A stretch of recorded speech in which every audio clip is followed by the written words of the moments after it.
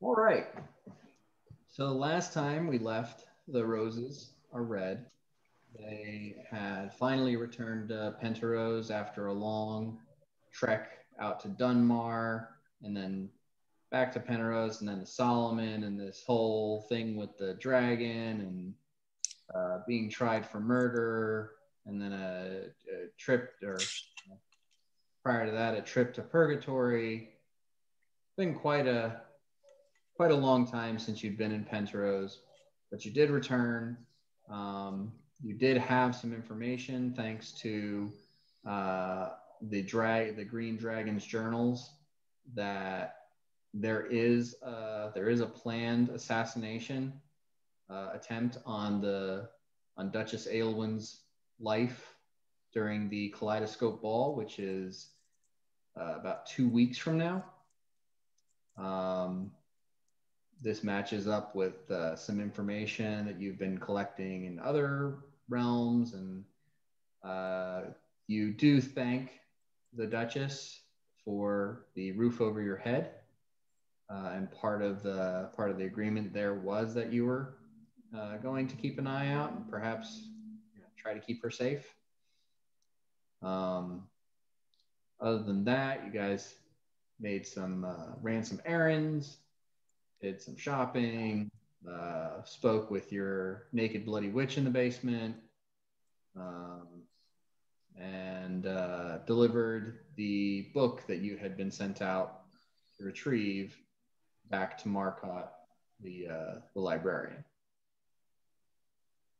So that all being accomplished, it is now the 26th of Yanabon, and you have 14 days until the Kaleidoscope Ball.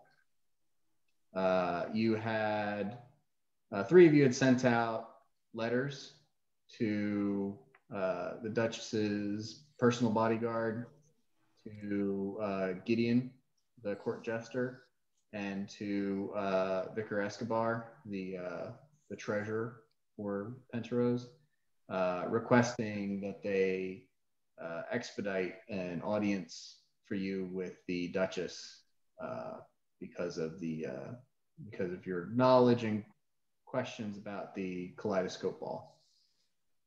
Uhtred's letter that he had sent to Gideon was the one that was answered the earliest, as Gideon showed up at your doorstep early in the morning, made himself breakfast, and listened to your tale of danger. And he said 2 o'clock at the castle, he'll set up a meeting with the Duchess. And that's today on the 26th? That is today on the 26th.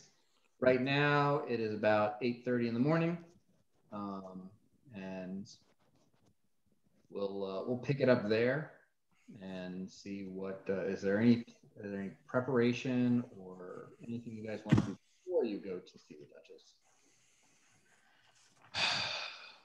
I would like to go to the cafe. I'm sorry, Largo, what was that? I would like to go to the cafe and do some of the research that I mentioned in the text message, specifically about the nature of chromatic dragons and if any other dragon can be considered blue besides the blue chromatic dragon. Before you leave the house as a team, I think we should agree to be back at the house at 1 to go to the Duchess. Yes, certainly. I'll keep an eye on my sundial. And are you going, Dakuta?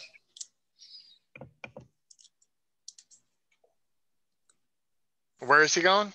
To the Biblioteca Esoterica. Yeah, I'm going with. Well, I mean, we have the whole 2 weeks. I don't know if I'm rushing. Well, this is before our meeting with the Duchess this afternoon. Okay. Yeah. Sure, I'll go with him. Okay, so Largo and Dakuta are going to the library to do some research. Okay, I know you said the cafe, but that was mostly under the guise of like you going to study arcane magic and not wanting the rest of the group to know you're not as keen on No, I'm going Arcade. to try to lose him through the streets. You're going to try to lose Dakota on the way to a place where you're both going. I'm going to try to lose him. Okay. I say to him, I'm like, you're coming with me. Well, I'm just more interested in a sweet treat in the morning than anything else. And then I dart out the door. Okay.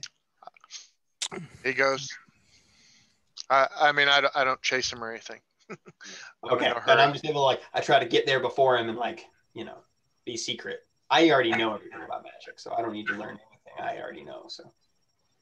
All right. So Largo, you rush as fast as your scrawny little legs can carry you. Noticing that with the few centimeters you've lost around your middle, it's a little easier than it has been in the past. But since you are rushing and so on, I will assume that you make it there before Dakota does, who is just sort of going about his morning ritual and then heading to the library at his leisure. So you arrive at the library, and the door is closed and locked.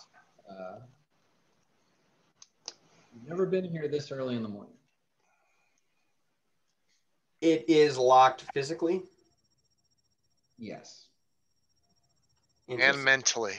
I knock. You pull on it, and it doesn't open. I do a little shave and a haircut, 2 bits on the door. You do that, and you hear muffled from the other side, just a moment, and after, maybe 10, 15 seconds, you hear a click of a lock disengaging, and then the door opens, and there standing there is same assistant that you saw when you guys turned in the book a couple days ago. Short, wayfish man, human, with large, round spectacles, with a long ponytail tied behind back of his head, and he says, "Oh yes, Mr. Largo, you're now a member of the library, if I remember correctly." I certainly am, and I am privileged. And I do apologize if I showed up before open hours. What time in the morning shall I come in the future? Oh, well, usually we open the doors, maybe about half an hour to an hour from now, but it's not anything specific. Usually people don't show up this early in the morning to peruse or purchase books. I do have some urgent business, and I appreciate you opening the door for me. There may be another member of my party, Dakota, behind me, but I tried to arrive here before him. I told him I was going to the cafe. I don't see what. Oh, do you want to go to the cafe then? No. Just maybe relock the door. If you would.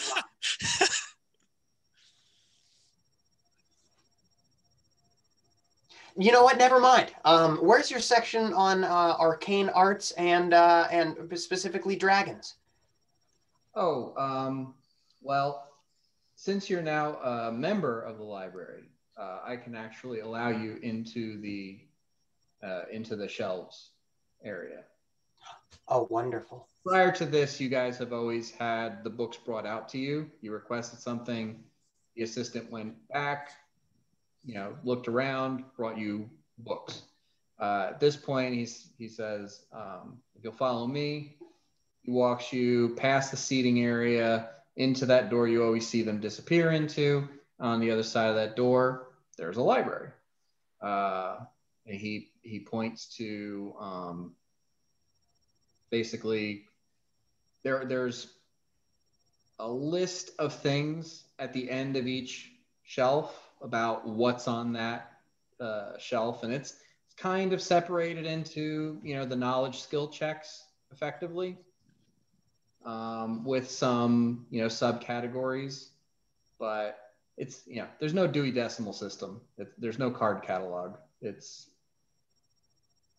organized, but it's not organized as specifically as you might expect in like the New York Public Library. I do a perception check modified by intelligence to search, 15 to find blue dragons. Okay. So yeah, you go over to the Knowledge Arcana section. You see that there is a subsection on Draconic. It is smaller than you were hoping.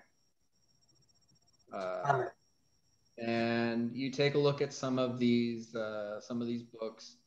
It seems that the majority of the information that is here on dragons pertains specifically to metallic dragons, and it's tales and legends and so on and so forth, as opposed to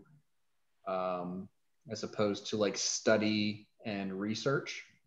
There are a couple of books that seem to be on dragons in general.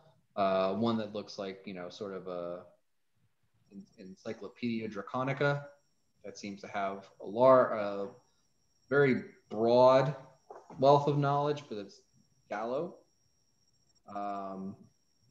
But you also remember that when Marcotte sent you guys out on the quest to go get the book, he had, you had asked for information about the Green Dragon, and he had said he doesn't deal in that because he doesn't want to get on the bad side of chromatic dragons.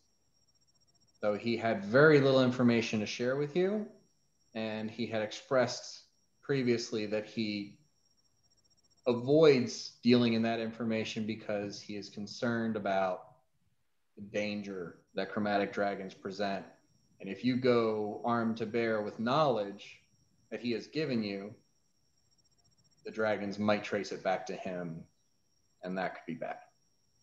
Okay, so I take the Encyclopedia Draconica style book off the shelf, noting the place to put it back when I am done, and I search for another thing. I'm searching for the most specific history of ancient Penteros, as I like back the history of the founding of the city and forward as far as I can go, and I go to the history section. Okay. In the history section, there is, this is drastically different. There is like half of the history section is history on Penteros specifically. And, like compared to the dragon section, where you're looking at maybe 15, 20 books, this is easily over 200 books. I narrow my search. Oh, sorry. Okay. While you're looking at this section of the library, Dakuta arrives and is brought back into the shelves. Oh! Ah. Did you find anything good? What?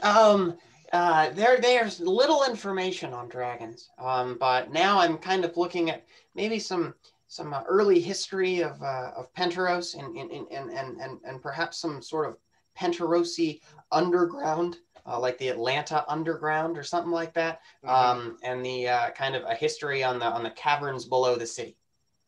Ooh, nice. That's good. I'll if you're looking into that, I'll look into the vague information they have about dragons in general. Okay, yeah. I hand him the book, the Encyclopedia Draconica that I already took off the shelf, and I go, "This one seems extraordinarily interesting." Awesome. All right. One thing I would like to do in like a little notebook or something while I'm doing this, I'm going to be reading, searching, but I'd like to. You said that's a big, vague book, like across many kinds of dragons.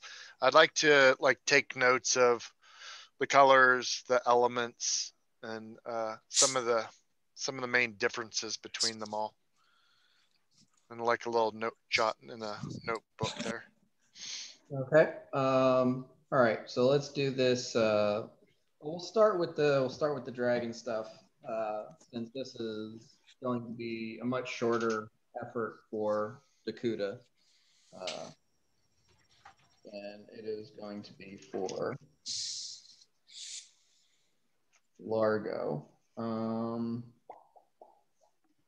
So give me a knowledge arcana check.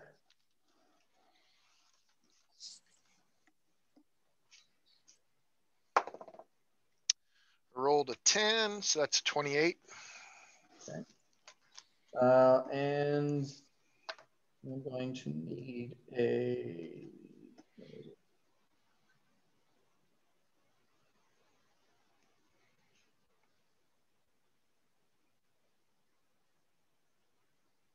Oh, there it is. Okay, and give me a percentile roll.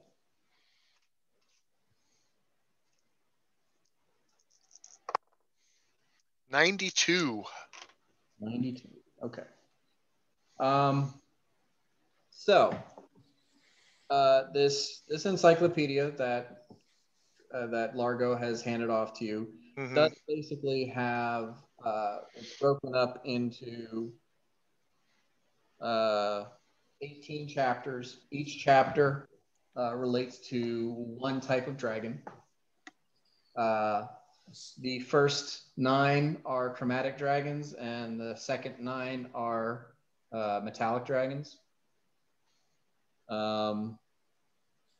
So black is acid, red is fire, purple is unholy, Jesus. blue is lightning, green is poison, yellow is acid, orange is also fire, white is cold, and brown actually seem to breathe rocks. Awesome. So their breath weapon is blunt. Wow. Hairball, it's like a giant cat. And Scott, just like for your information as a player, the cave where we found all this dragony related stuff was full of blue cobalts. Blue cobalts, okay.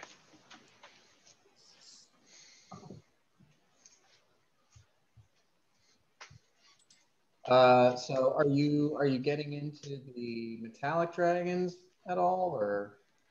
I'm going to take.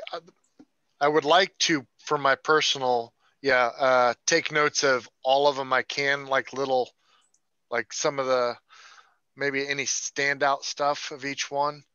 And then, how long do we have in between? We started at. We're there at what time in the morning? Like 9. About 9 o'clock. Yeah. No, we don't have to be back till 1. So yeah, I'm gonna do all those, and then after that, I'll go back and look more detailed into blue, I guess, Okay. specific. Here's what I'm gonna do. I'm gonna run through this a little bit faster. Since this is gonna be recorded and there's gonna be a YouTube video, if you want to go back and take the notes. That's what I was planning. Yeah, because I was missing most of that anyway. I just figured I'd go back and get it. All right.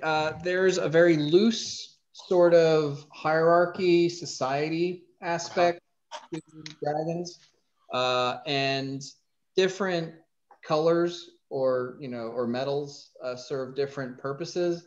But remember, this is all very loose. They keep very separate from each other. There's basically no known like draconic civilization structure. But when they do interact with each other, particularly when they interact cross chroma or cross metal, they seem to regard each other in certain roles amongst their society. For black dragons, they're considered advisors.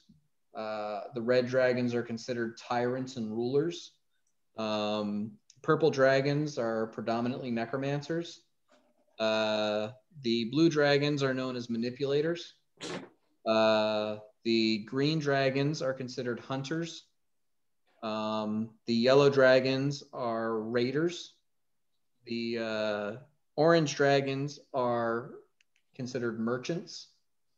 The white dragons are regarded as savages, and the brown dragons are regarded entirely as sadists. They just are out for destruction and pain.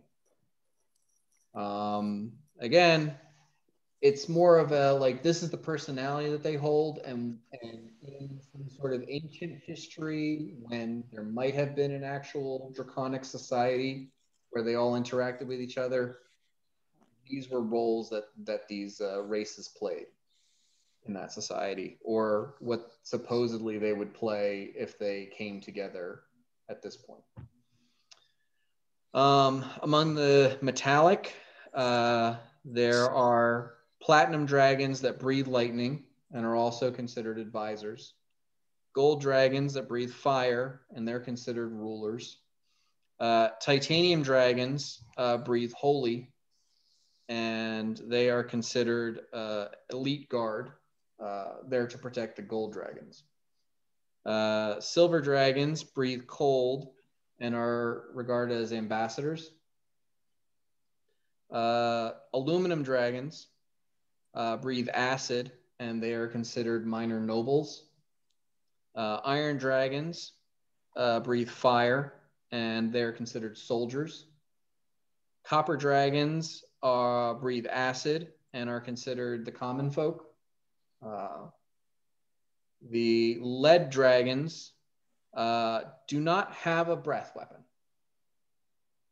and they are considered wanderers. And then there are mercury dragons that breathe poison, and they are considered storytellers. That was awesome.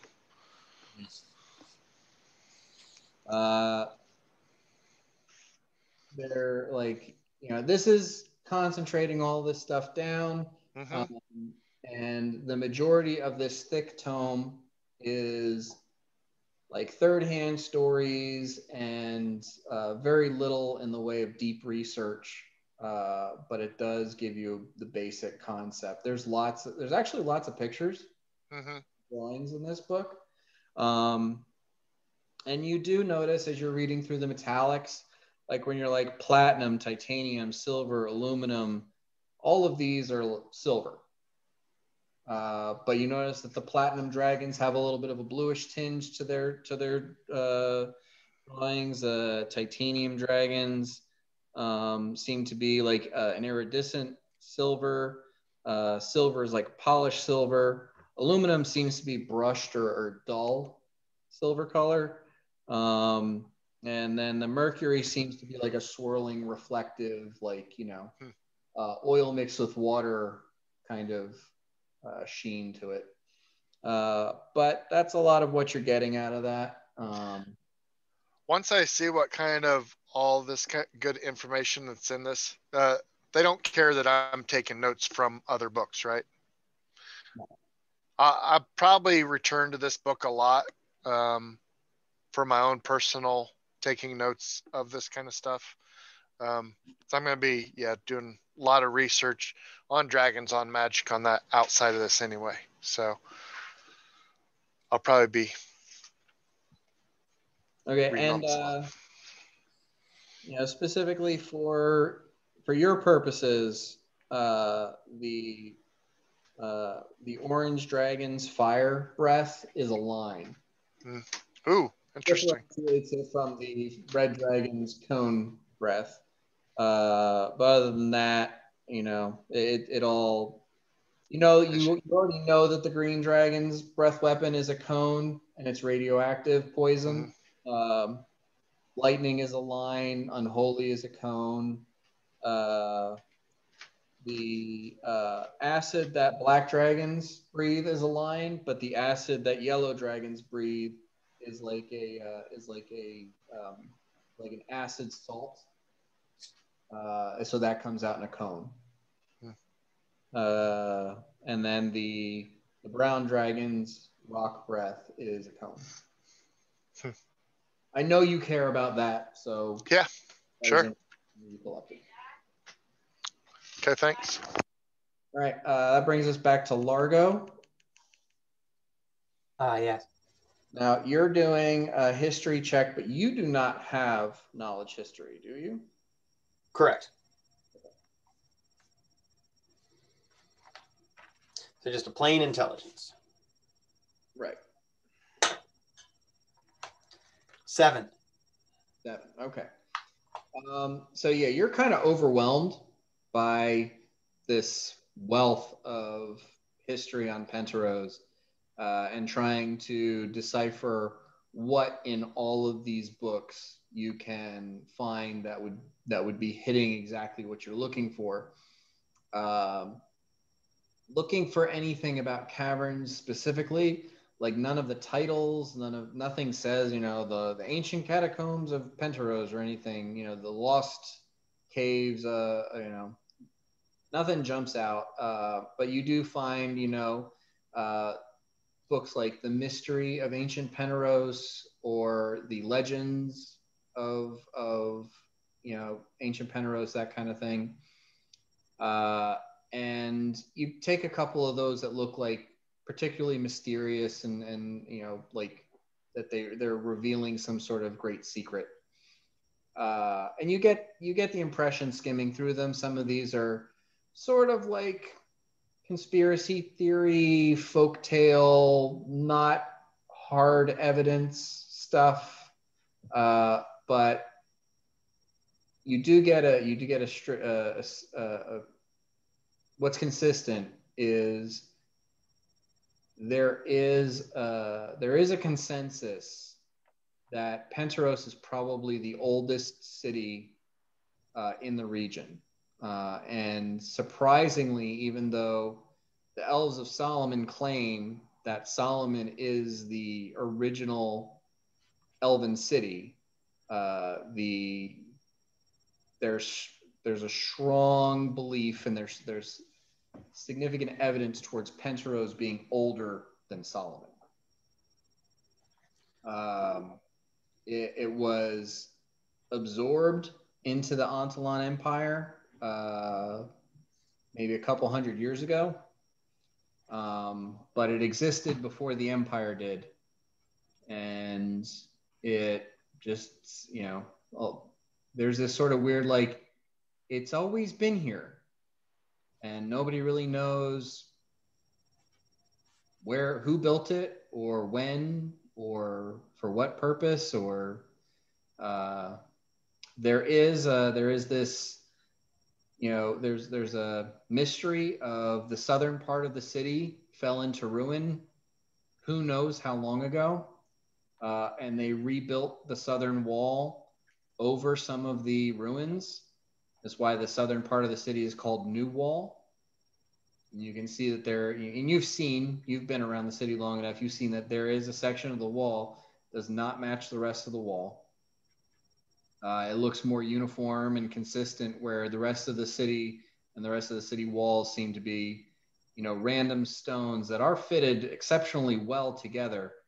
But then there's a section of the city wall that's just cut stone brick, uniform, running along the south end of the city. And you've also seen, when you've come up the road into the city, that there are rubble and remnants of what looks like parts of buildings, and a vague outline of where the city wall used to extend to.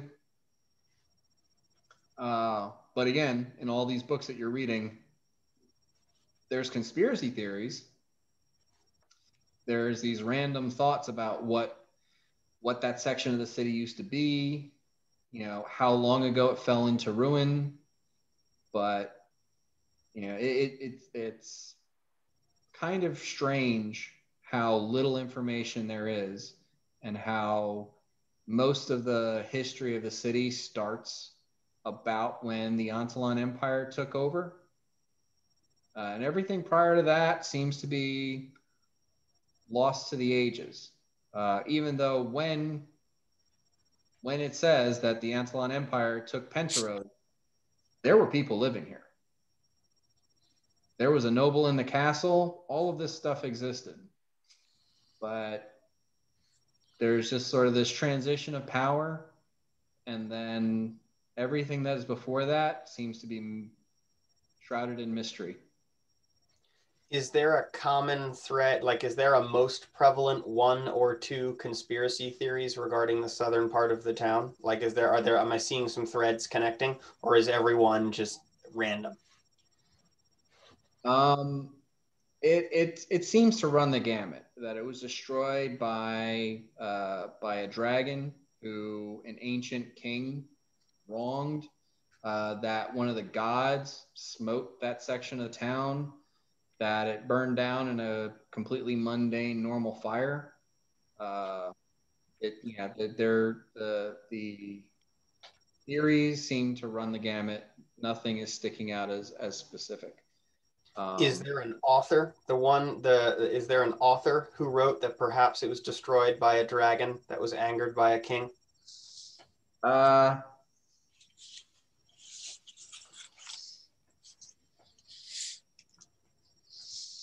Yeah, there's a reference to an author who or a authority, someone who's purporting that theory.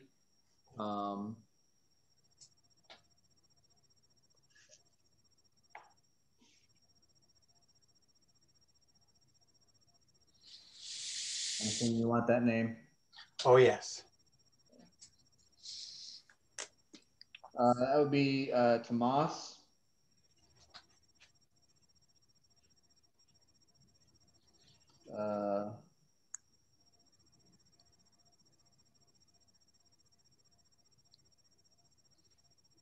Nagani. Tomas Nagani. I continue my search, particularly investigating the writings of Tomas Nagani. That is the only reference that you can find. There's like no books. What you find here is the person who collected these conspiracy theories notes where he got them. And who is that?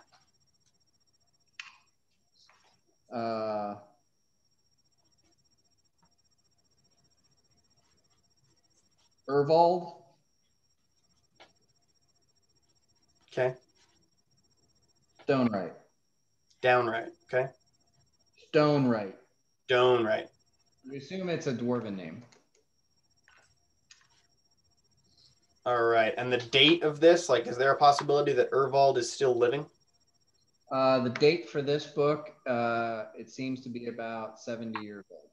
So possible, depending on when Ervald wrote it. All right, cool. The plot thickens. That's all I got as far as research for now, especially if we're got to get out of there by 1. But there's also a possibility that I will be late. Let me roll that percentile. unless Dakota comes and gets me. I actually want to say, go ahead with finish what you're doing. No, I'm good. I rolled high. I'm not going to be late. Okay. I'm not going to delve deeply into it, but when I'm putting that book back a little early just to see what else there, you had said there's not a lot else except some metallic dragon stories, like legends, did you say? Yeah, there seems to be, of the 25 books about dragons specifically, the majority of them are books about like tales of a specific metallic dragon. Mm-hmm. And in that, it seems to be that most of them are about silver. There's a couple about copper. And then there's like one about a gold dragon. I would like to write down, if I can, just like briefly going through it, what kind of dragon and how long ago the story was. I want to make like a list of dragon stories. If it's local stories, that's what I'm. Okay, well, if you want, like, first off, you know, these books are written, they don't have like a copyright date. Right. I didn't know if the story said, in the time of blah, blah, blah. Right, and that's something that especially in a narrative style story, you'd have to read the book. Right. It's not We'll gonna be- just say that's something I will do in the long run. That's something I will do in the long run. It's not like I can look at the inside of the cover and write all the info down or the book sleeve. But that's what I'll do in previous. a little bit, and it's nothing's jumping out as giving you like a very clear idea. And then you do. There's like one of the books about silver dragons seems particularly old, and then the start of it is 700 years ago, and you're like, okay, well that doesn't help. You have no idea how old this book is to begin with, so right. It would take reading it and getting some sort of references to historical events to get a solid idea of the timelines of each of these things. Okay. I'm going to just say in the 2 weeks we have leading up to it, I think a lot of my time is going to be research. I'm going to be copying and studying the differences between dragons for us and for myself, but also I'm going to try and go through those and get like if they have names, types, and ages. I'll try and get as much that I can in the 2 week period times. Okay. For the sake of me not writing 7 novels, let's just say when specifically you are making a knowledge arcana check about particular metallic dragons. Right. Well, in this research, you get a +4. Okay. You are cool. making knowledge arcana checks about specific metallic dragons. Totally fair. Cool. Thanks. That's all I need. Okay. So that's it and then that's pretty much what you're doing for most of this week or most of these 2 weeks, unless someone asks you to do something else. Largo, was there anything else any other questions you had before we leave the library? Oh, I want to ask the assistant to ask Marcotte if they can locate Ervald Donewright. Ervald Stonewright. Okay. Stonewright. I'm sorry. Yeah, I got you now. Sorry. Very dwarven name. Yeah, totally. I'm getting that now. Yeah, that's the only question I got. Okay.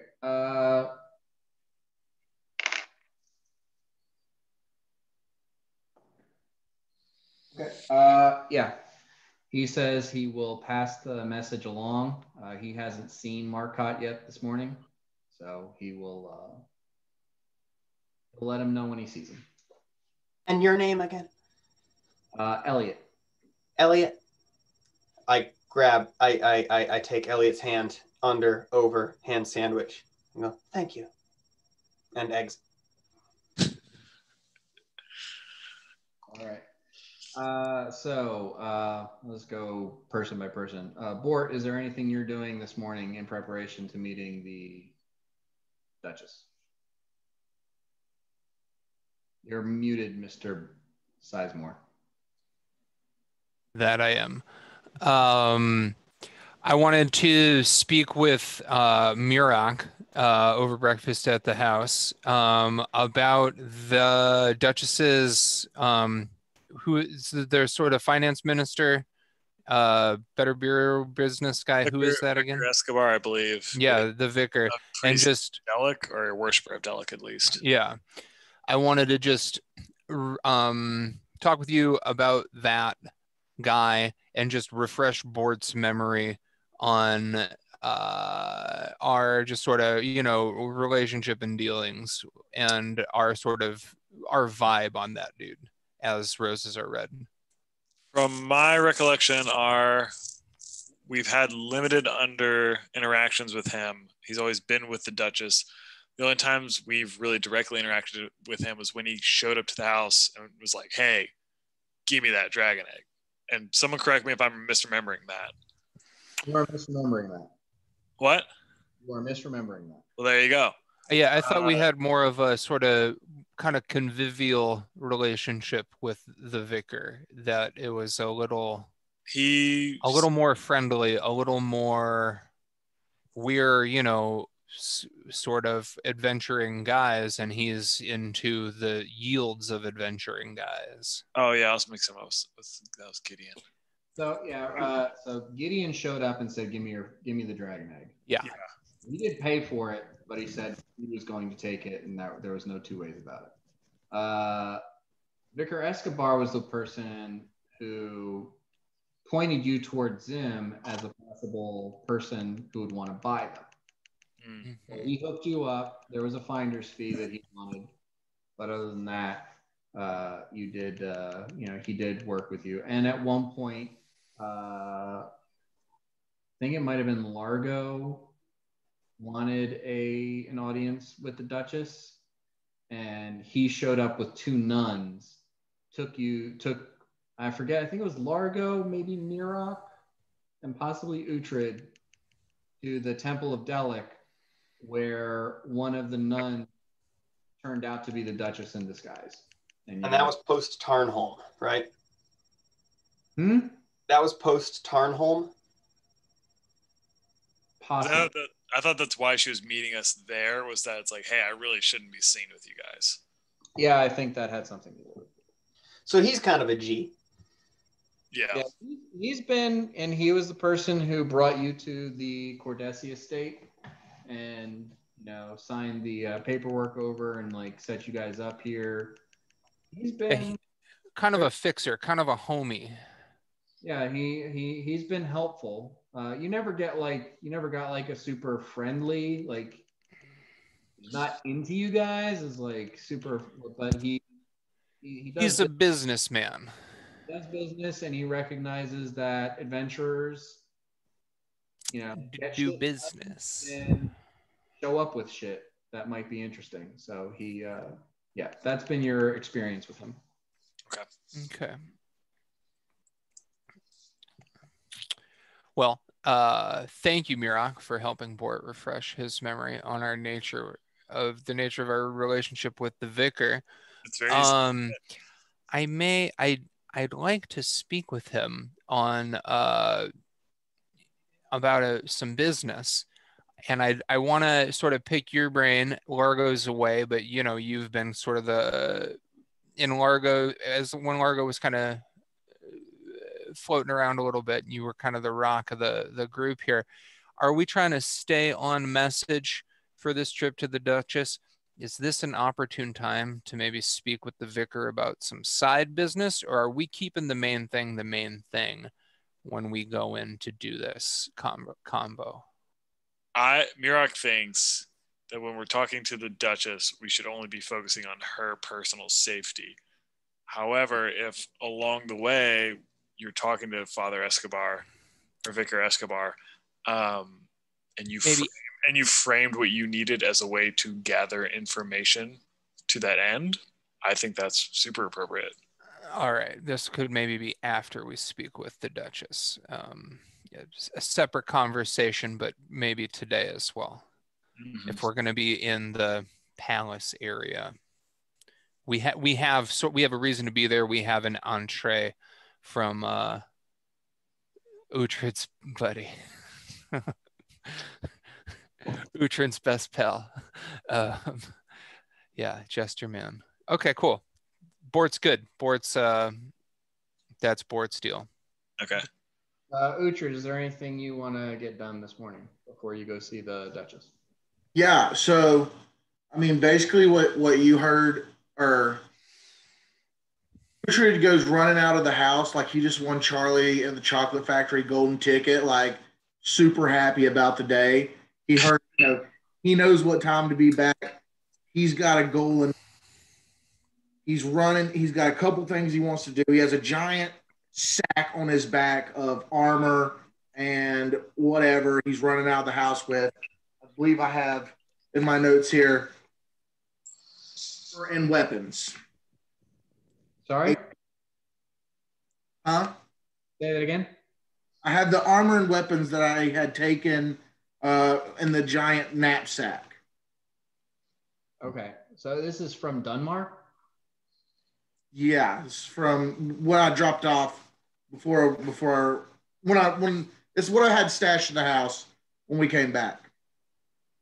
Okay, so here's the thing with that. Yeah. You looted that from the crypt under Dunmar. Then you went to Purgatory. Okay. You didn't take your bag with you. Where's my stuff?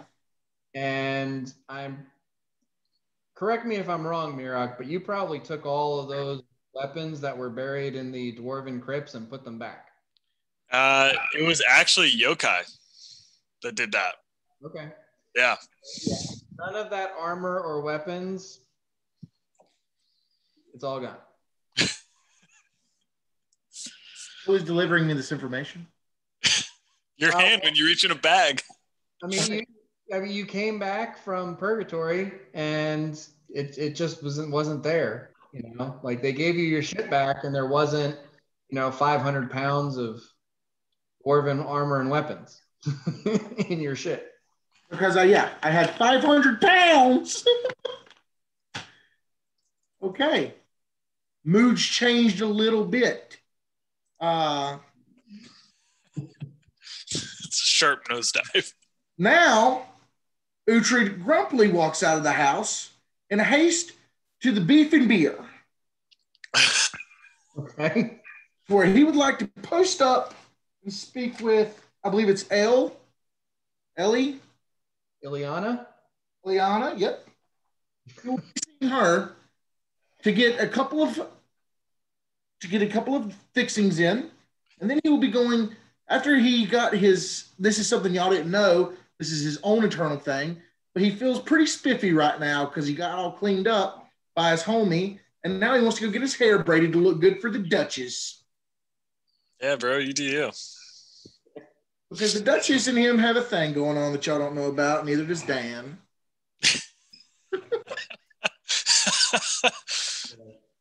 All right, so you go to the beef and beer. You have a breakfast beef and a breakfast beer. Yeah. Yeah.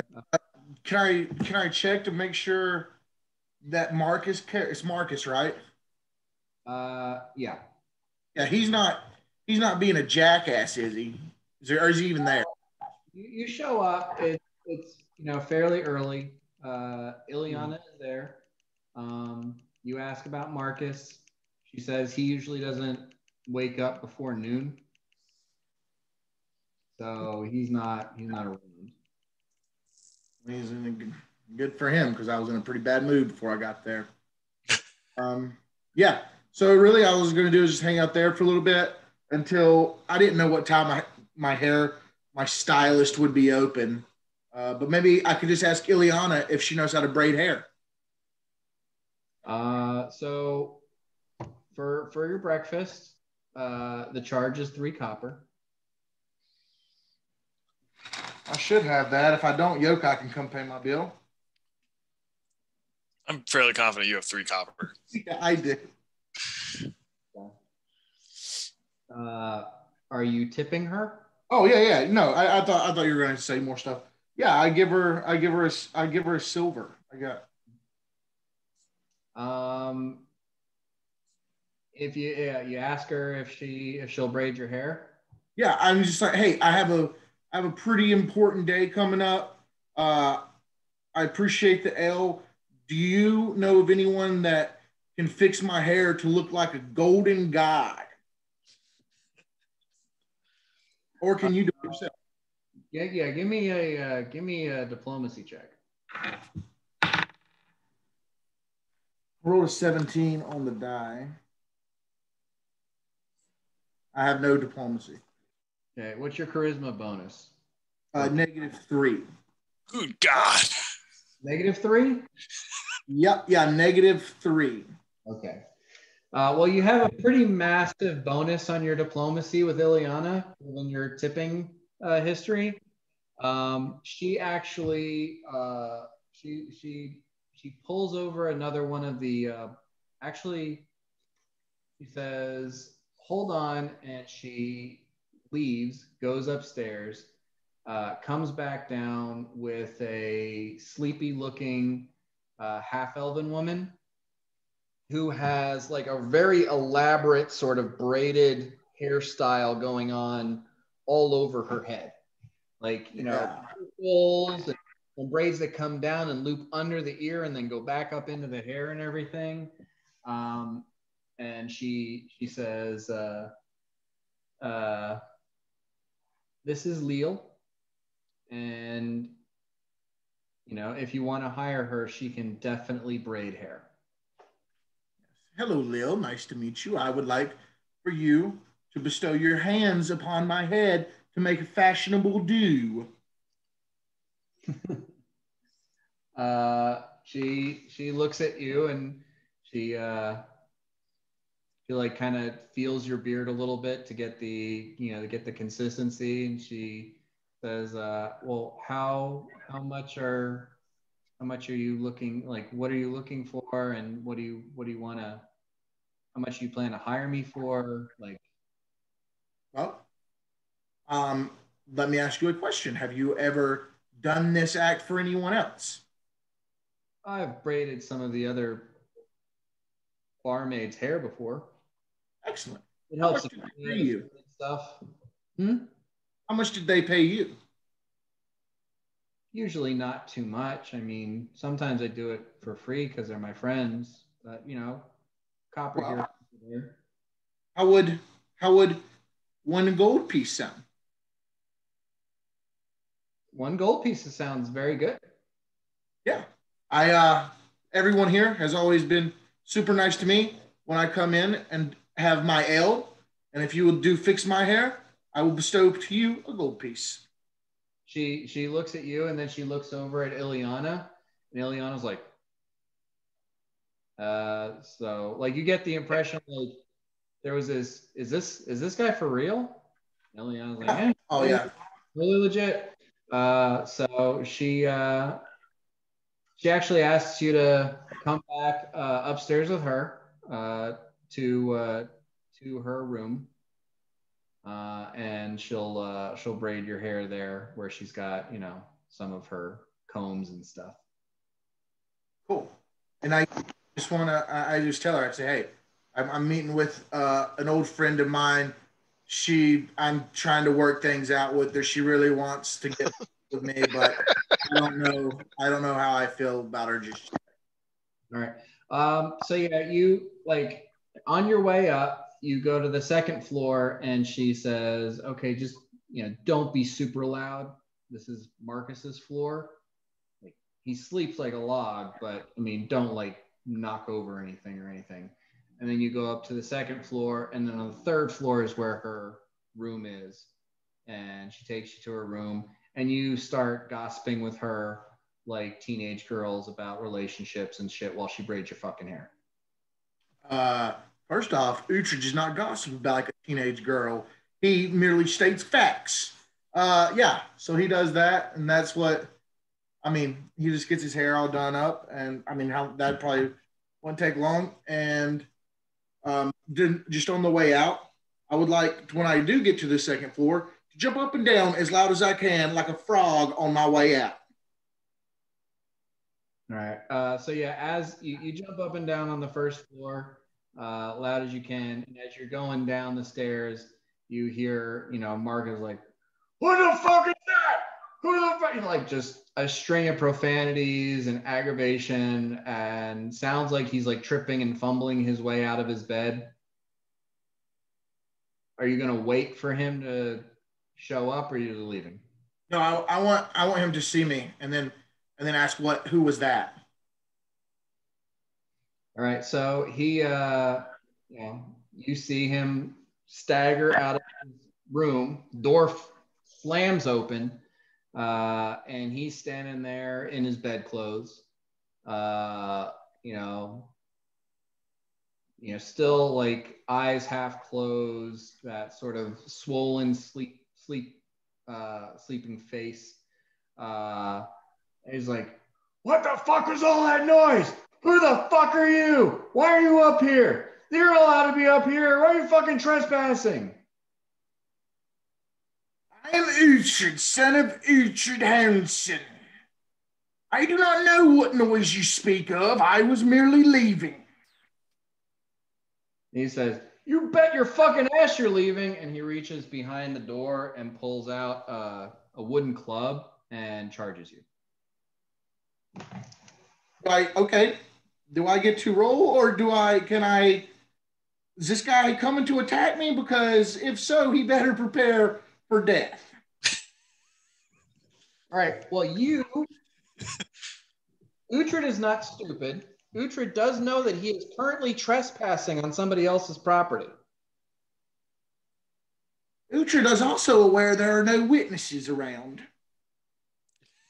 Okay, so this guy charges forward and tries to hit you with his wooden club. And it just kind of, you just kind of like take a step aside and he slams it against the wood behind you. Sir, it would behoove you to put the club away before I stick it somewhere it shall not belong. He takes his offhand and kind of rubs his eyes and he says, "It'll behoove you to get the fuck out of my property before I shove this fucking stick up your ass." And he takes another swing. I might kill this man. That is going to hit a 24 AC. So I'm pretty sure that hits you. Yeah. For 7 points of damage. Okay, roll for initiative, boys. Uhtred rages and is now going to try to kill this man with his axe. Okay. Roll 20. Again, Uhtred is smart enough to know you are trespassing on someone else's property. If you kill him here, you're murdering him. You're not going to get it. This is not something that you have any right to do whatsoever. He hit me with the club. You are on his property and he does not want you here. There's always non-lethal Punch him damage. directly in the face with a natural 20. I'm sure that lands. Okay, yeah. He's not wearing any armor. So go ahead, punch him. That's so for you that's a D2 plus your strength bonus. Oh no. Strength bonus plus a D2? Any die, if it's higher than average, it's a 2. If it's lower than average, it's a 1. Or flip a coin. Oh, okay. Let's flip this bottle cap. Oh, it was tails. Okay, let's say tails is a 1. Okay. Plus your strength bonus, which when you're raging, it's like a 6 or something. I got 4 on my raid sheet. For your strength bonus? Yeah, the ability modifier.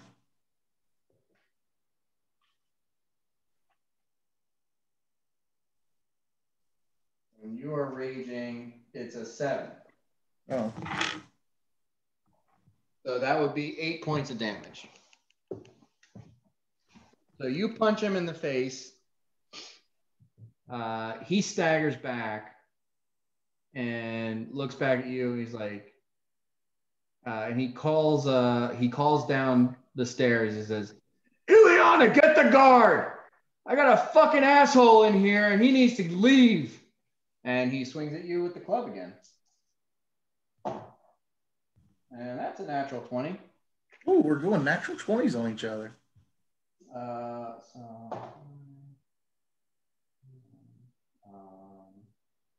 That's 16 points of damage. Okay.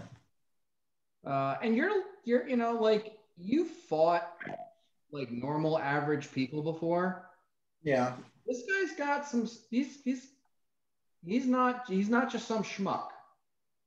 Yeah. Also, He's got some fucking experience. he hits me that time, and I just basically, I mean, I'll have to roll or something, but I'll, I have no time for this now, and I'll start to walk away if he lets me. Because he seems to be wanting me to leave. Yeah, so you make a full withdrawal action? Sure. Okay. Utri can take a hint. So as you're going down the stairs, he's still screaming after, you hear him head back towards his room, and start rummaging around. Sounds like he's trying to put on some pants or something. But he's still calling down. It's like, Ileana, call the guard. Get that fucker in irons. Well, just profanity and anger. And Ileana is waiting at the bottom of the stairs, and she's like, you need to leave now. What the fuck did you do? Well, I am leaving, and I slip her a little gold, and I run out the door. You give her another gold piece? Sure. I've spent 3 gold today. 3? Or two gold and 2 silver. You spent 3 copper, 1 silver, and 2 gold. Oh, I just figured that the silver. Okay. Cool. Okay.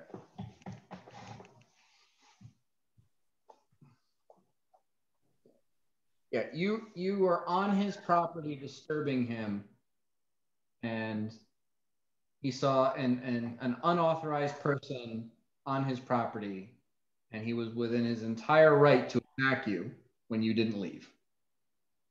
Well, that's fine. I just didn't know we were so sophisticated with the law in this town. We could just do what we wanted. Whatever. As far as he knew, you were a fucking burglar, man. He doesn't know why you're there. Just getting my hair done. No foul. No. Yeah. He shows back up at the Cordesi estate with a very nicely done braided beard and some braids in his hair and a big bruise on the side of his face. Excellent. Euro, I'll talk to you later. All right, so that's it for that. Juro, is there anything you're doing? He's already all cleaned up and everything like that, right? As far as the spells from Dakota. So yeah, I'm not going to be fucking around with charcoal or anything like that. I'm just going to make sure that well, I guess before I get all dressed up in my finest I'm going to go ahead and secure all of that stuff, like the silk and the dragon skin, all of that stuff. I'm going to secure that. If they tell me about the vault in the basement, I will secure it there. Otherwise, I will put it in his room. So I don't know if Juro was ever assigned a room. I thought Fui had a hole in the backyard, but no, I thought he did when we came back with the drow. I thought he took one of those ones on the top floor. I have the map of the house. Yeah. Is one written down or not?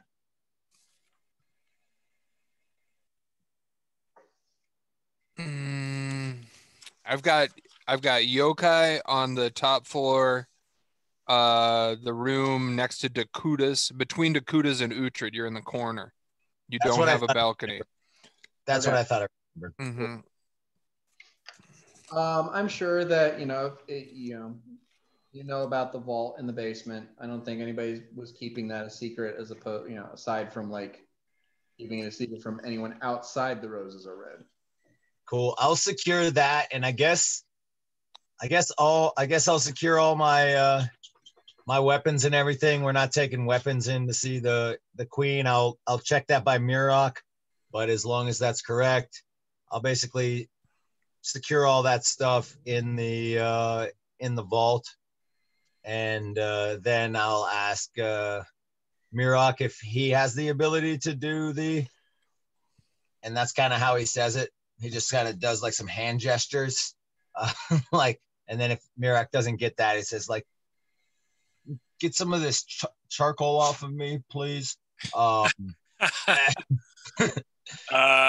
look at you and I reach over towards a wooden box that just has a nice little hand broom, and I just do that for a minute, and then I just hand it to you, and I walk away. Oh, grab it. Once you do that, I'll grab it. I was like, I didn't know if you could do that, and he does that again, like that constitutes casting magic, and yeah, he'll brush himself off, clean himself.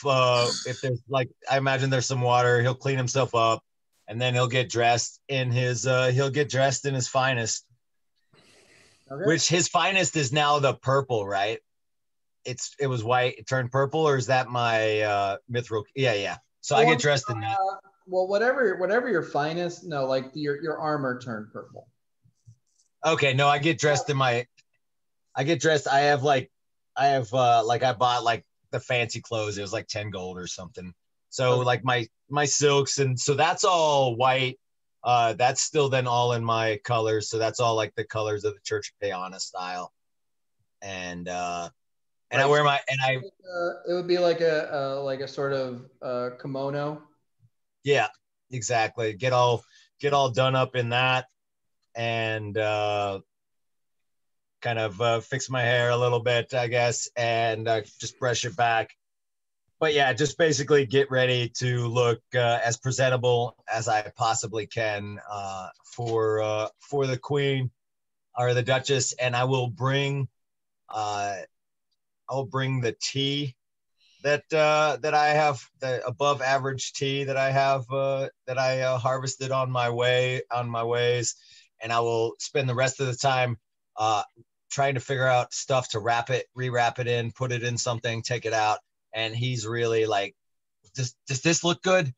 Does that look? No. Oh no. And so he spends his time doing that and like awkwardly fumbling over prayers to Payona. So that's me. Payana. Okay.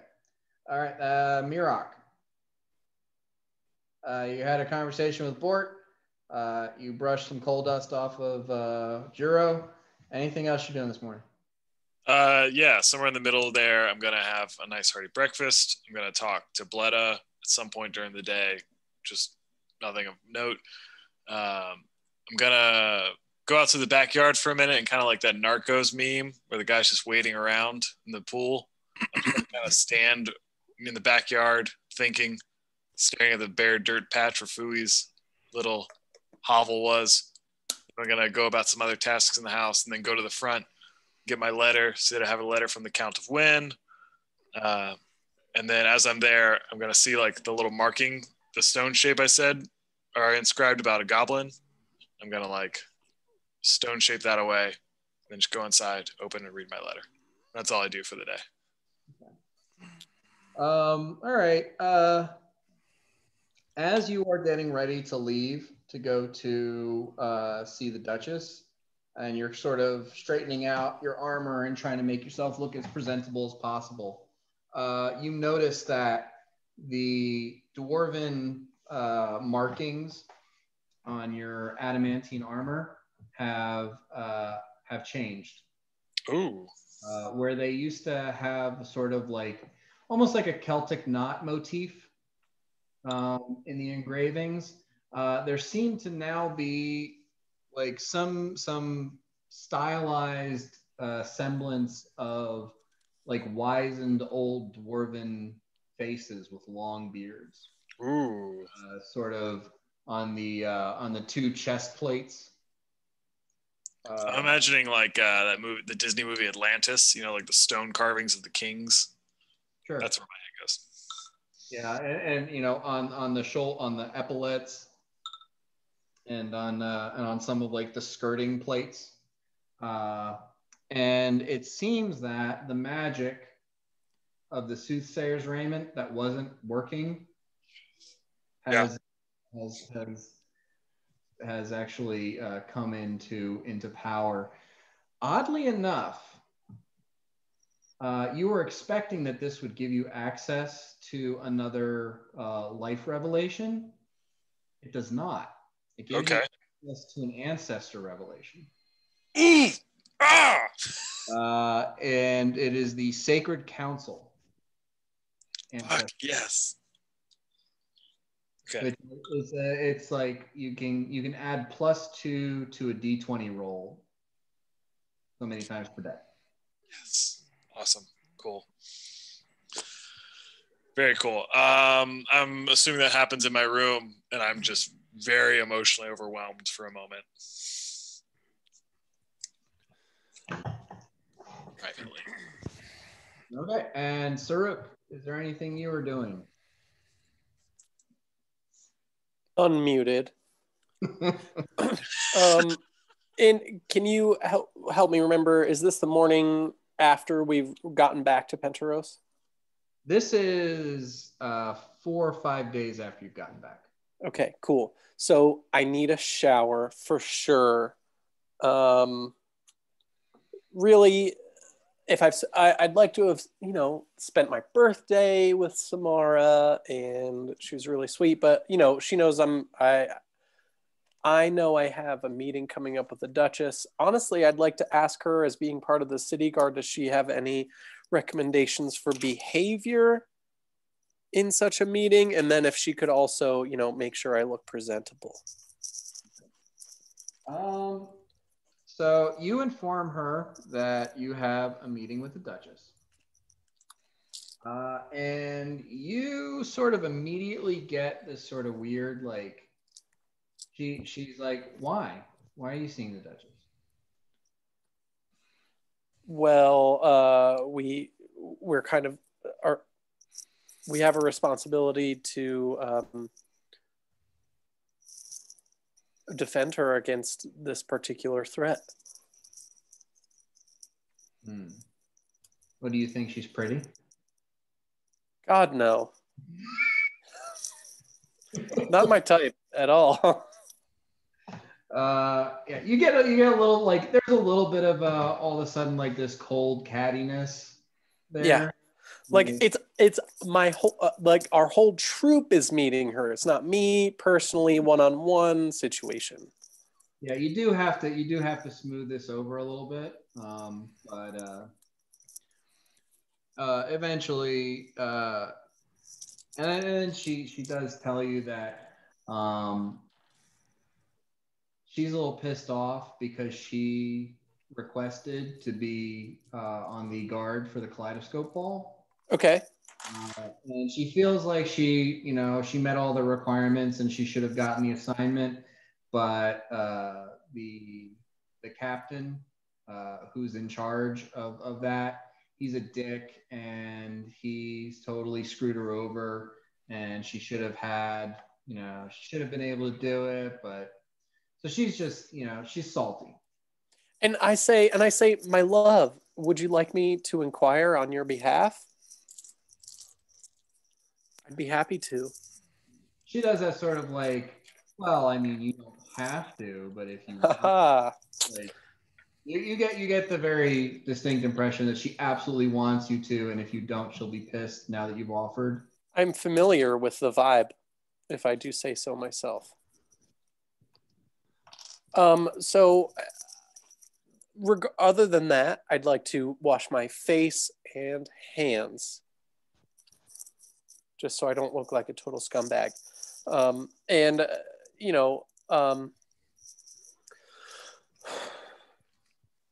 Can you help me with the timeline before the Kaleidoscope Ball? From here? 2 weeks. Okay, that's what I was thinking.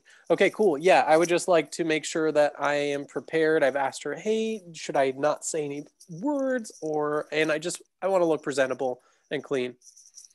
And then she looks at you and she says, Well, you should go get something that you could wear over your armor, like a nice tabard or something.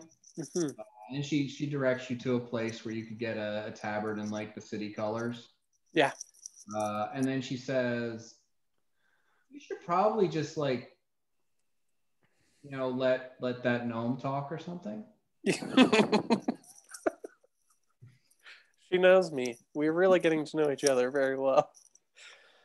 You're kind of dumb, so don't speak for a while. Sounds good.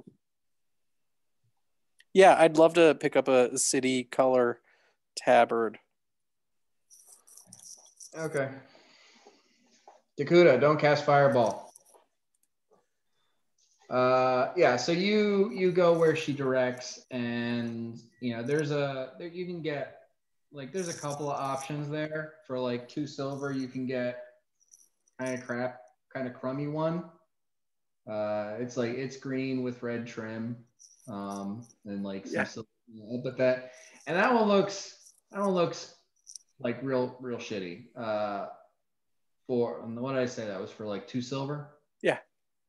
For like a gold, you can get one that's got like a little bit of a silverish. Well, it's like a silvery white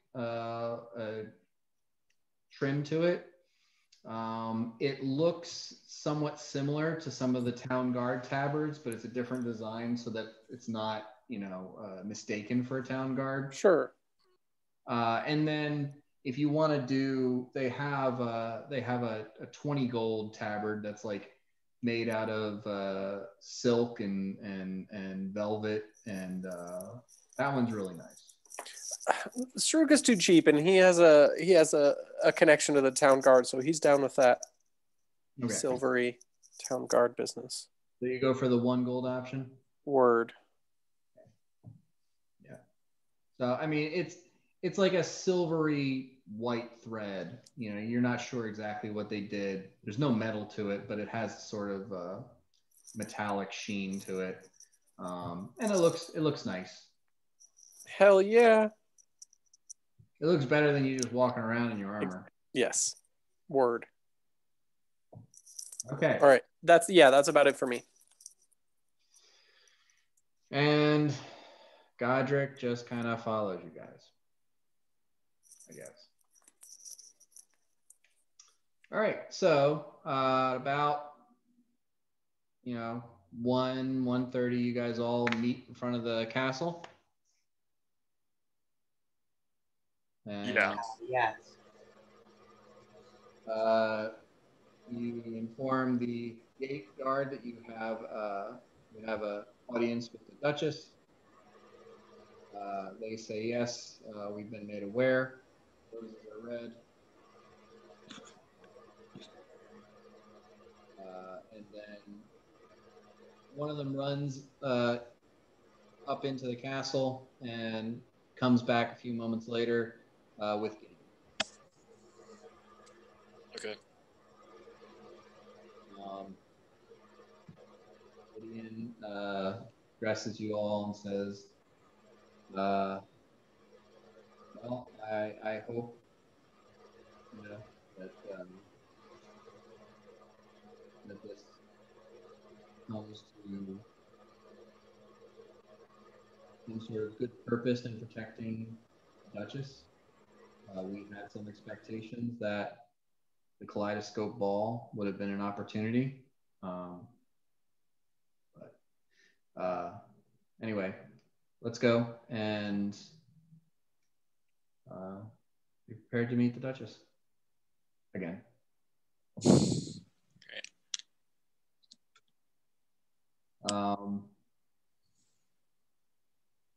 It's a little odd. He's usually more jovial, but you get that the gravity of the situation has made him a little bit more serious. Huh. So he leads you into the castle. You've been through this way a couple times, and just takes you directly to the throne room, where he asks you to wait just outside. He goes in. Maybe 5 minutes pass, And then the double doors open up, and you can see across the throne room, the Duchess is up on her dais with Captain Tallow to her right and Vicar Escobar to her left. And Gideon is kind of down the stairs and off to the left, standing there, head cocked. And he looks at you guys, looks up at the Duchess, and steps in front of the dais and says, "Your Grace, the Roses are red, have requested an audience. I have heard their request, and I believe it is of grave importance." She nods and looks to the guards who are just inside the door and says, "Clear the throne room, only members of the court for this audience." And you see the two guards who open the doors kind of gesture you all in. You proceed past them, and as you enter, they close the door behind them. You also notice on the upper landings along the sides of the hall, a few more of the castle guard sort of file out until it is just the 8 of you and the 4 of them. And the Duchess says, "Roses are red. I hear you have information of dire importance.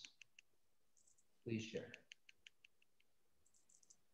Thank you for seeing us, my lady.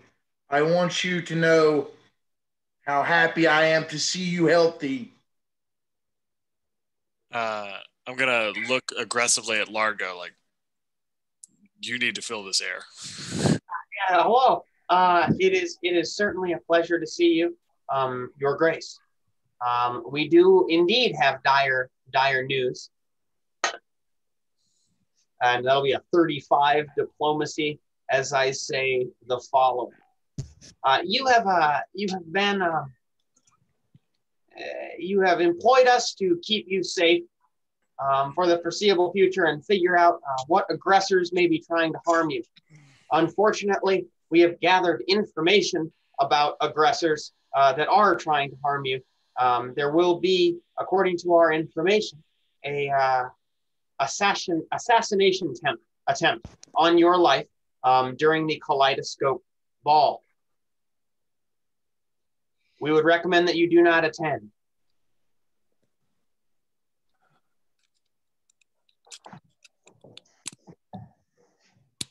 Largo?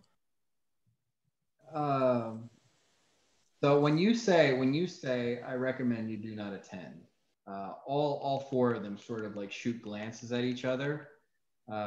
You get a distinct impression that is not a request that any of them think will be accepted. And the Duchess says, "While I appreciate your concern, the Kaleidoscope Ball is a long-standing tradition here in Pennsylvania. The ball is held in this room, and I unless you know specifically how this assassination attempt is to be carried out and by whom, and that there is no way to stop it other than me not showing up to the ball, just the supposition or assumption that an assassination attempt will happen is not enough for me to not partake in the most important, noble event of the city for the year. If I fail to host the Kaleidoscope Ball, it will be seen as weakness amongst the court and amongst the nobility of the entire kingdom." Will you accept a personal guard in the form of our company? She looks at all of you and says, "Of course, the captain will be here, guarding me. I would appreciate if all of you attend and try to make sure that I stay safe. But I can't accept that all of you would surround me in some sort of formation for the duration of the ball. Perhaps one of you?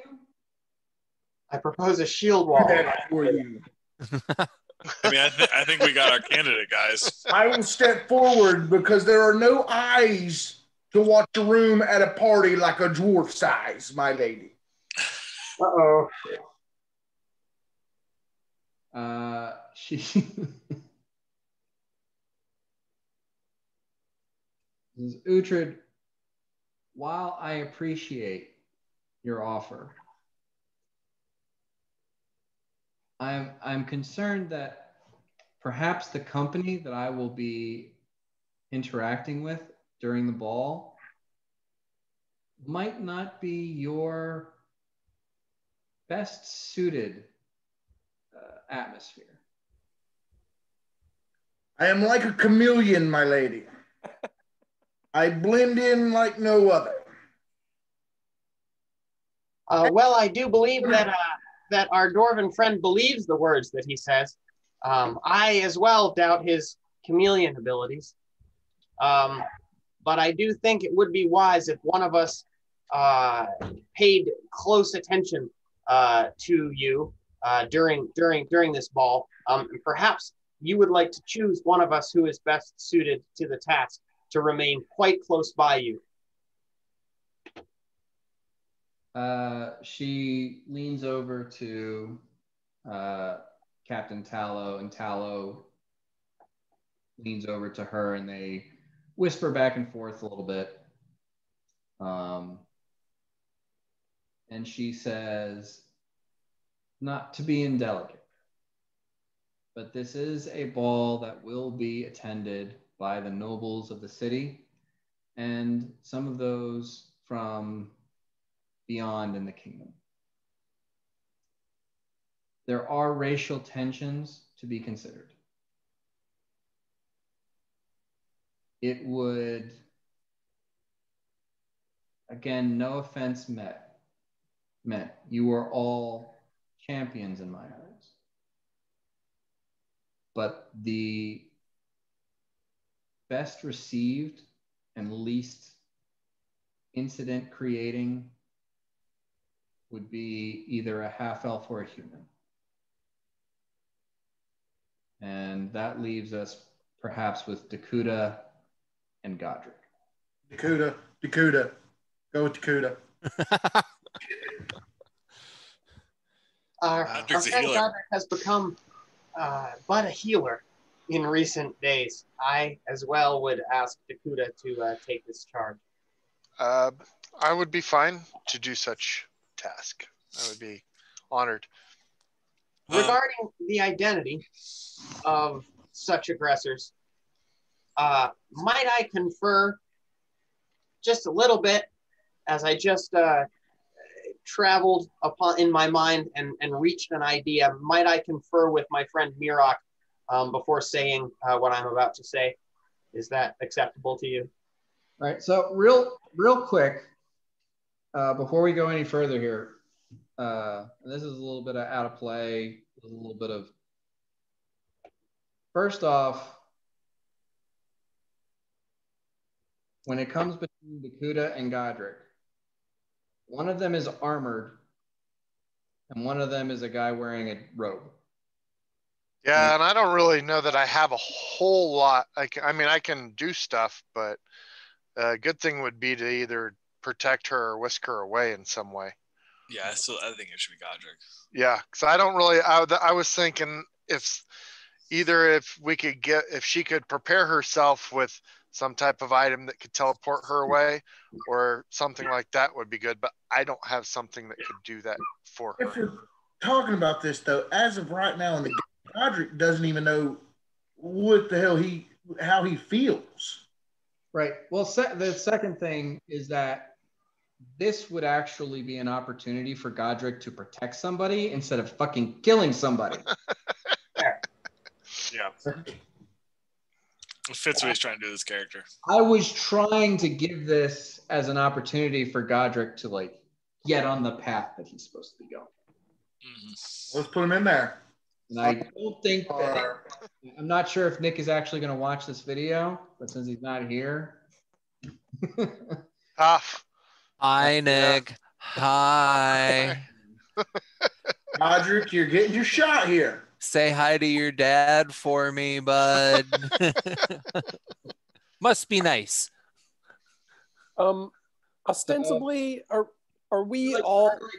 I mean, the Duchess, when you suggest Dakuta, she looks at the guy with the sideburns in the robe, and then looks over at the guy with the swords and the armor, and is kind of confused as to your choice.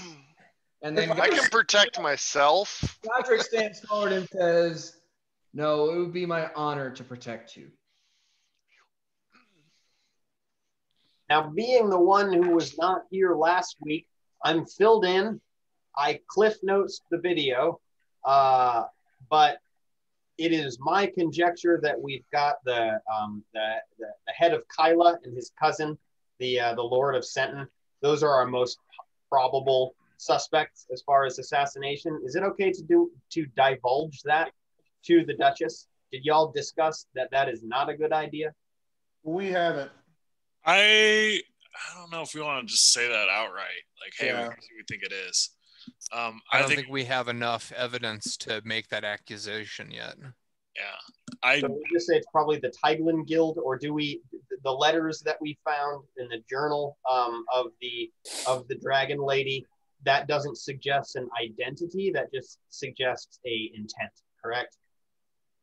That's my understanding, yeah. I think we've told her in the past it's the Tiglin Guild. Like, I think that's a known thing to her. Right, Dan? Yeah, did real quick, did what you call it? Dakuta, did you share the precise wording of that entry with everybody, or are they just going based on? Because I'm assuming that several. No, yeah, I totally pointed that out. Yeah. I've got it in the text message. Yeah, that was a big point out. And also, I'm assuming what we're talking here is like something we would have talked before we got there to decide. Yeah, that's I would- my bad. I would suggest giving her all the information, whether it's rumors or not, and saying, look, we don't know, but in case this information ties on to other information you already have, I would give her everything we know, whether it's rumor or not. Say we don't, it's just rumor, but it may be information that they have more information on. That's my 2 cents, but that was at our conversation beforehand. I'm quiet right now. And I'm just asking. I know that you and that Scott, Mirok. you and Mirok shared information, but I was wondering if you had sent him the excerpt of that. Yeah, I sent him the exact thing. We pretty much looked at each other's notes, checked everything out, talked it over in our own time, Dakuta and Mirok. And we could, I don't see any reason we couldn't show her the journals themselves as far as that goes. I mean, why not? I don't want to do that. Why? Because I don't want to give her that information. We can tell her that if we want to tell her that, which I personally don't think we should say, here's who we think it is. Because every cop show I've ever seen where they're like, we think it's that guy. It's never that guy. And it blows up in their face. I would rather. That's why you preface everything as, this is just, information. I'm more inclined to get it like, who's coming here? Can we get a guest list? And I don't want to say something to her if we're not agreed upon it. Speaking of, does this conversation mean that we're not like really invited to the Kaleidoscope Ball? No, we're invited.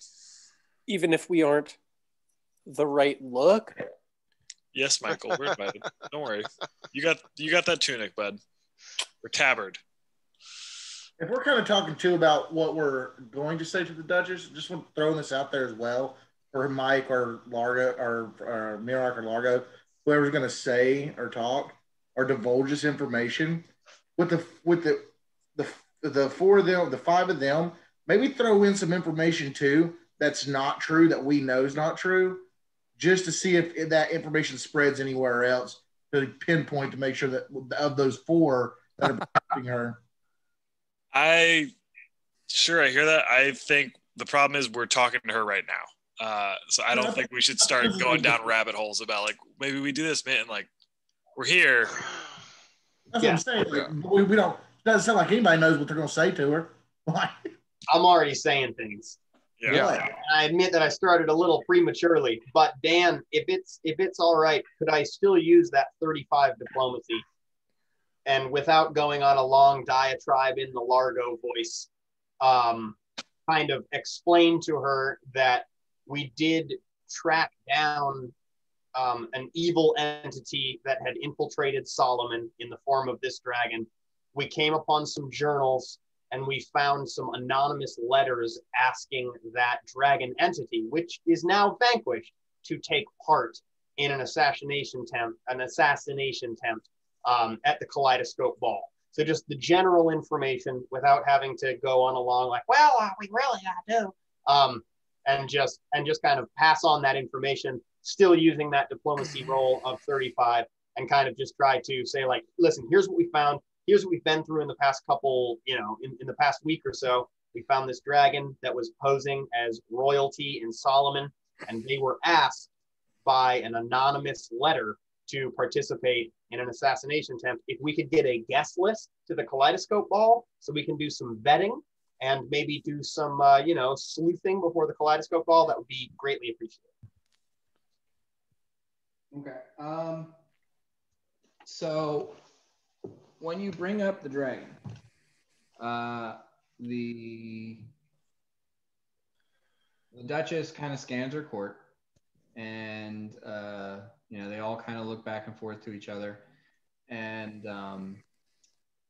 Gideon steps forward and says, "I would very much like to see these letters that you're referring to."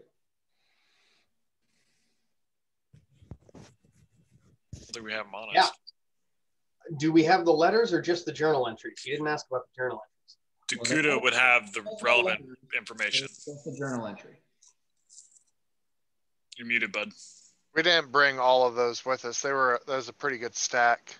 Okay. So we have them, and we didn't bring them with us. There is too much, but I mean, I guess we could have brought just that one that mentioned it, and I could percentage style roll if I would have brought that. I mean, it would have been something I thought, but if we talked about it before, we might have left it back. It's up to you. Got an idea to explain us out of the situation of us not having it. So if you don't have it, I can say something. You can percentile I'll for it. Percentile. Higher than a 75, or just spend an action die. I'm gonna put it to the dice. I rolled a 75. All right, well that'll do it. One of you decided to. Well, I guess Dakuda decided to bring it since it had pertinent evidence. You present it to Gideon. He says, where is this information? I'll point it out to him. You hand him like a 200-page tome, and he's like, he takes it, he opens it, he flips through, and then he reads it out loud. Translated from Draconic. Last evening, I was the recipient of a sending spell. The originator sent the following. Service request. Compensation 20,000 gold. Desire dragon to attack Castle Ghislaine, Yanabon 40th, 9 p.m. Duration 10 minutes. Confirmation deadline 26 Yanabon, which is today. Blackline Goldfield Harvester. I responded, request received. Contact again at midnight on the 20th of Yanabon for my final decision. Leaf plate, wood slope, speaker. The gold is tempting, but I know this is the date of the Kaleidoscope Ball. The Hyde Court has snubbed invitations for the past few years, and I was not planning on attending as Princess Teese. And then at that, he looks over at the Duchess, and the Duchess is like, shocked. I can only assume an appearance of the Viridian Mist would serve as a distraction for another attempt on the Duchess Aelwyn's life. I must look into this further, as I have no hooks in the Duchess, but being able to leverage this information against the would-be usurper could be more valuable than gold. Beyond that, I must also be wary of other active draconic interests in Penteros. A risky proposition indeed. And Gideon looks at the Duchess, and the Duchess says to him, "Did you know that Princess Teese was a dragon?" And Gideon shakes. "Not an inkling. But that does explain some things." And she says, "True. Discussion for another time."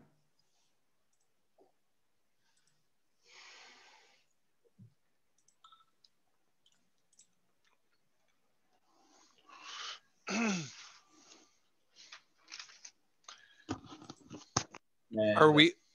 Oh, sorry. Gideon is about to hand the book back to you, and he says, "Mind if I borrow this for a little while?" I look at the others, see if anybody's shaking their head no. You will bring it back, correct? Yes. I have no problem. He slides it into his belt. The Duchess says, "And you slayed this dragon?" That is correct, Your Grace. So that is not an immediate concern that a dragon will attack during the ball. Unless they reached out to other dragons, that is correct, Your Grace.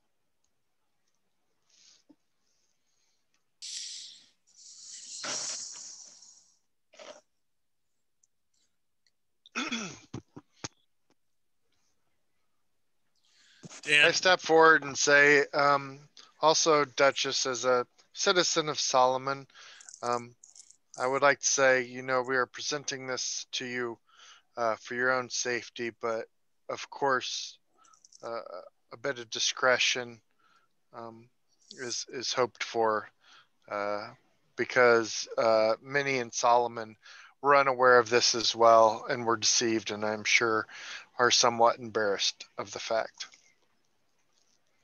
She nods and says, "I understand the matters of court, and I understand the matters of noble pride. I intend to keep this quiet."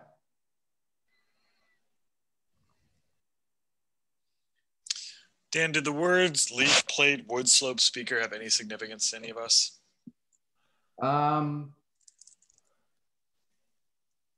Fort, make a knowledge local check.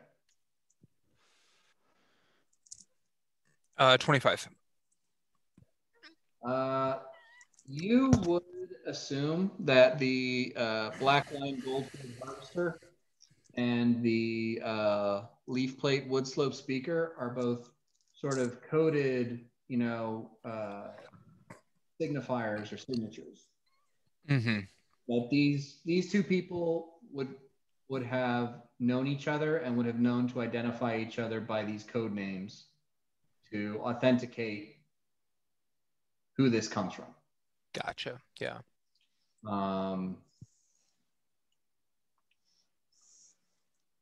And you, with a little bit of thieves' camp,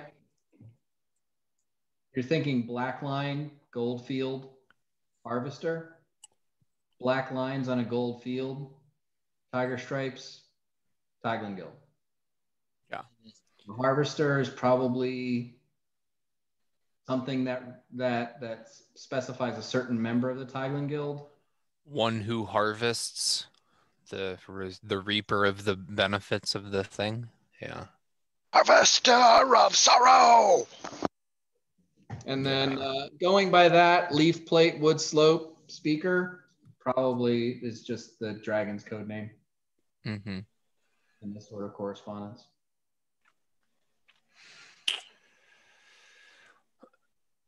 Okay.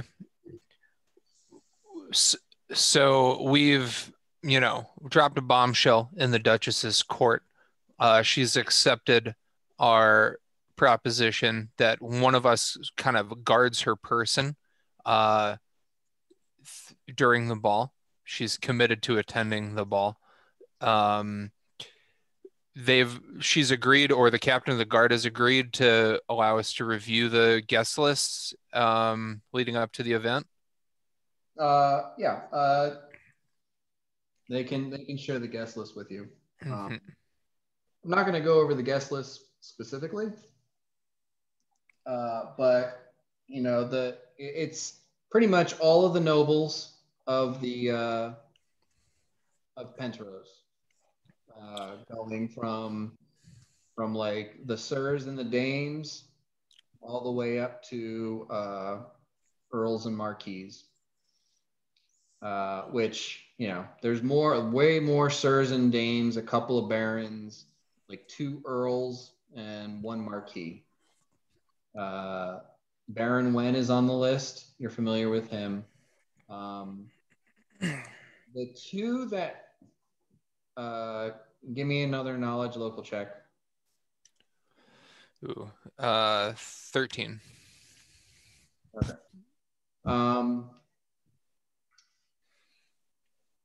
Okay. Well, one that stands out to you, Bort, is Lord Gaverick, who is he's not currently the Duke of Kyla, but he might as well be. Mm-hmm. He is in line. His mother is currently the Duchess, but she's more of a dowager at this point, and it's basically just waiting until his 30th birthday for him to ascend. Like his mother has no interest in the political or being the ruler of the duchy, so she's just been handing off all of the responsibility to him, but he's not allowed to take the title until a ceremony, and they don't really want him to become duke until he's significantly adult enough. Gotcha. They just kind of decided we're going to wait for his 30th birthday and then he'll be the duke, which is still a couple of years off. And what region is this again, or what political body? That would be Kyla. Kyla, gotcha.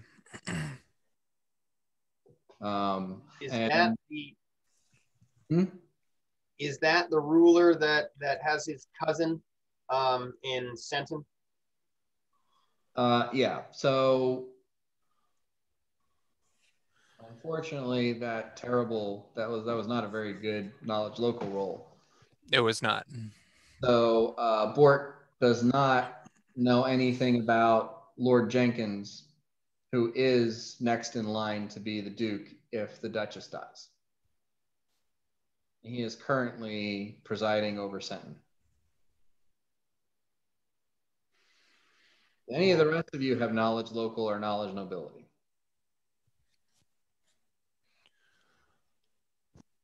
Oh no. No. Okay. And this would be a train check. You wouldn't be able to make this one blind. So that's one of the names that stands out, at least for Bort. Mm-hmm. What was the name? Lord Gabbard. Okay.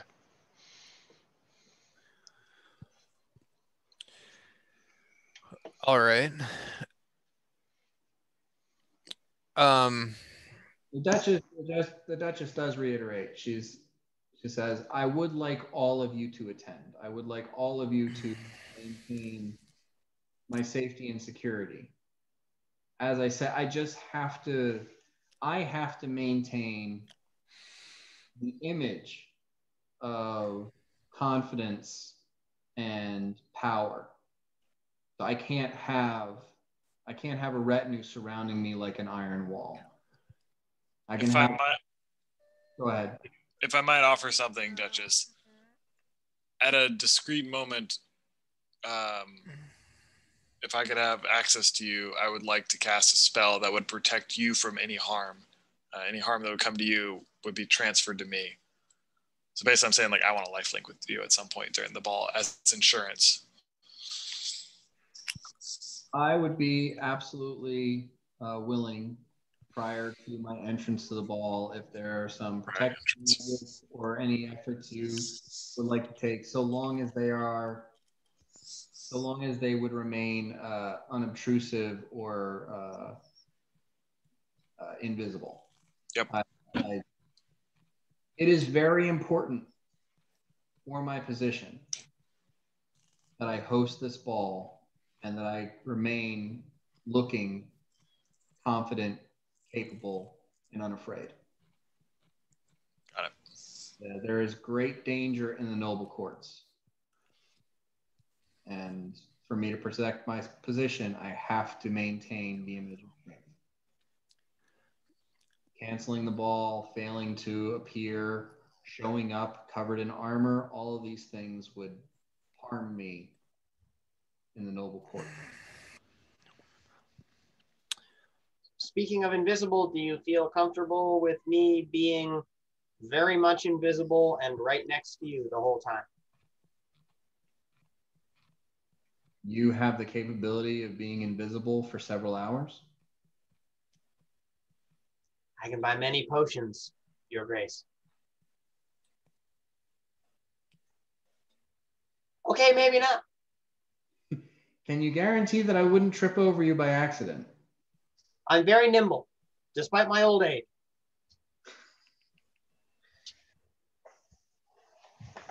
You're fairly certain you wouldn't be able to keep up invisibility for several hours. Never mind. No, if you want to employ invisibility to, for whatever reason during the ball, just again, remember that my image is just as important as my safety.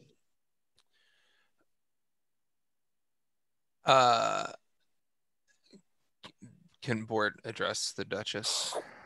Sure. It's forum right now. Open forum. Your Grace, is this a correct honorific for the Duchess? Your Grace, as seen with our slaying of the dragon, who is maybe a part of the plot in your life, our best defense is a good offense.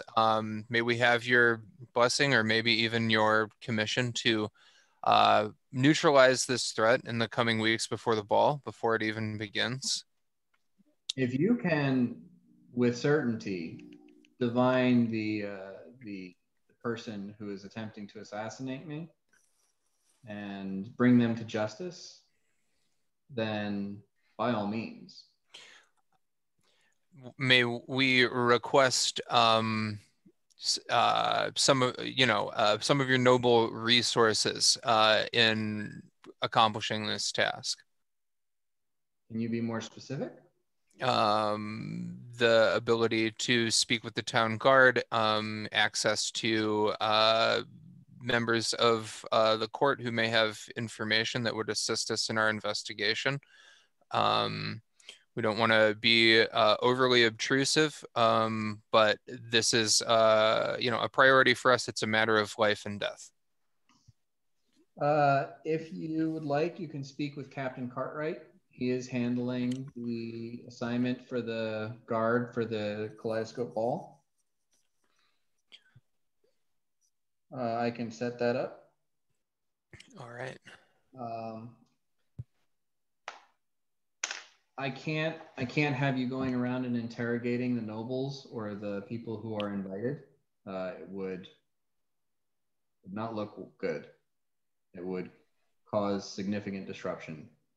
And, you have to understand that many of these nobles, ascribe to the idea that nobles are better than commoners and would accept your questioning or interest in any way, shape, or form.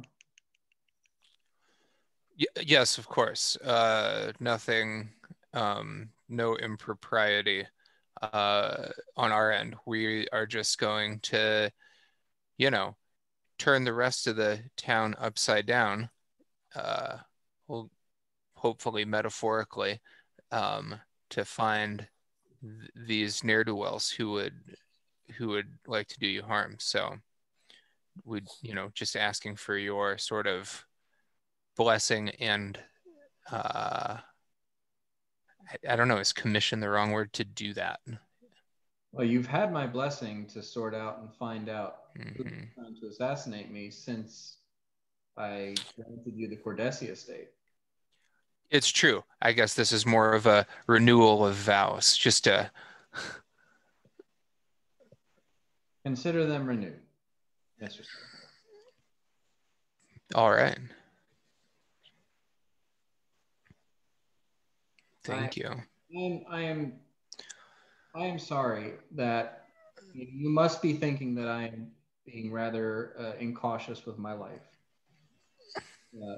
There are perils aside from slings and arrows in the life of a duchess, and I have to take all of them into consideration.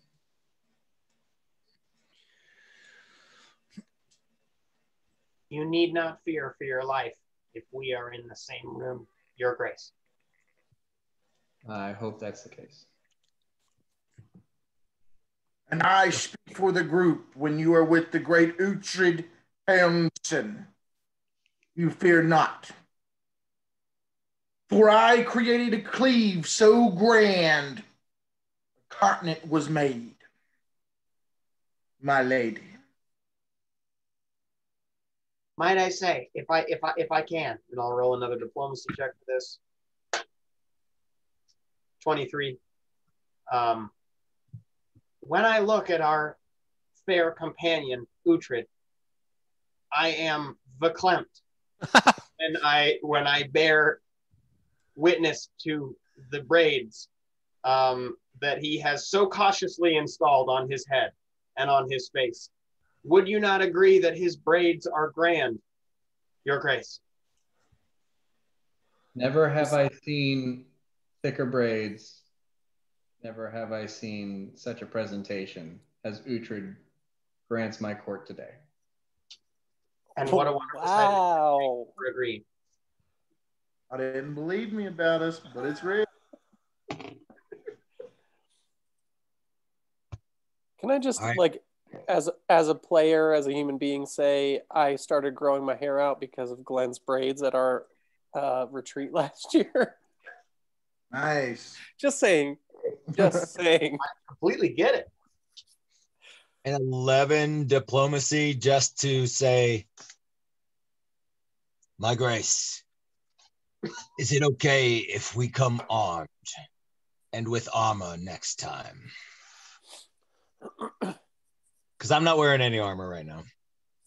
At the ball, if you come armed or armored, you have to recognize that that is a presentation you are bringing to the space. And as such, you should stay in positions on the exterior. And she like gestures towards the walls and the surrounding. Be reminded that the weapons should be stowed. They should not be carrying them. It should be sheathed, what have you. She looks at Saruk and looks up at the raised platforms, the railing above. Says, if some of you might want to take a higher position and scan the room from there, the guests won't be allowed on the upper tiers. Nice. But you have to remember, this is not a tavern. This is not a bar room. You have to, if you cannot behave while you're at the ball, you will be removed. How high up is that upper level? 12 feet maybe.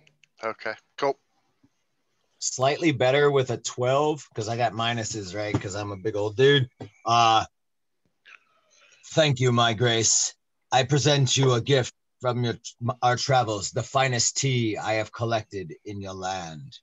And he presents it and like quickly like gets as like if she goes for, he just sets it by her feet, doesn't even like go for her to grab it, and then like quickly like backs up to the very, very back of the group. Okay. Well, you approach, and the captain of the guard comes down to meet you. Like steps down the stairs of the dais and accepts the gift for her. At no point in time are you guys like closer than like 20 feet to her. Yeah. Except for Uhtred that one time that they boned. In his brain. Sorry.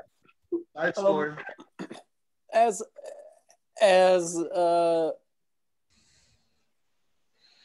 a piece of meat who was warned by his lady to not really address the Duchess himself, I am intimate with a member of the city guard who I trust at this point. Would it be maybe to the brains of our group, would it be worth incorporating her abilities into our security for the Duchess, being that it's not the city guard who could possibly be compromised in this situation? Speak plain. Can Samara help, please? I miss her so much. I think that's a good idea. Captain Tallow like kind of addresses this and says, "You can speak to Captain Cartwright about the guard assignments for the." Oh, I didn't really want to say that out loud. I was mostly just speaking to the members of my party because I'm so nervous. Okay. Well, then, yeah, just keep that in.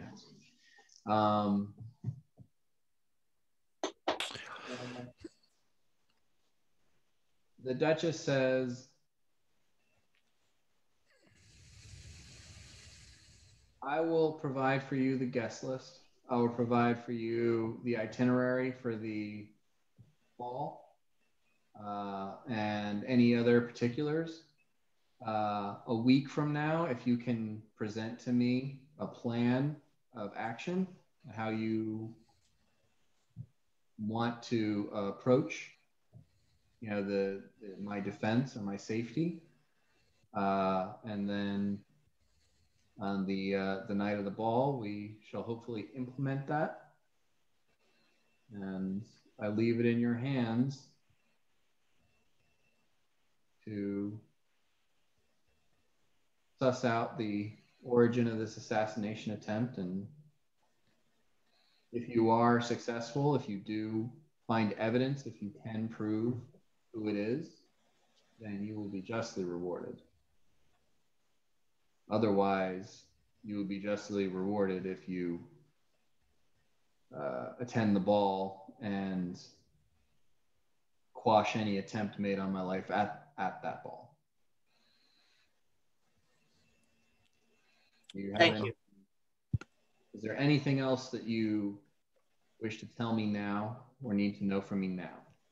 I look at the Duchess, but then to the captain of the guard or whatever, and ask, is there any information that your eyes and ears have had that might help us, maybe resonates with some of the things we brought up and we'll be looking for? The captain of the guard says there hasn't been an attempt on the Duchess's life for a few years now, but it is something that she has been dealing with for the last century or so. Is there any? I'm sorry. Go ahead. There are members of the Antolon court who do not appreciate an elven woman holding the title of Duchess in the human empire.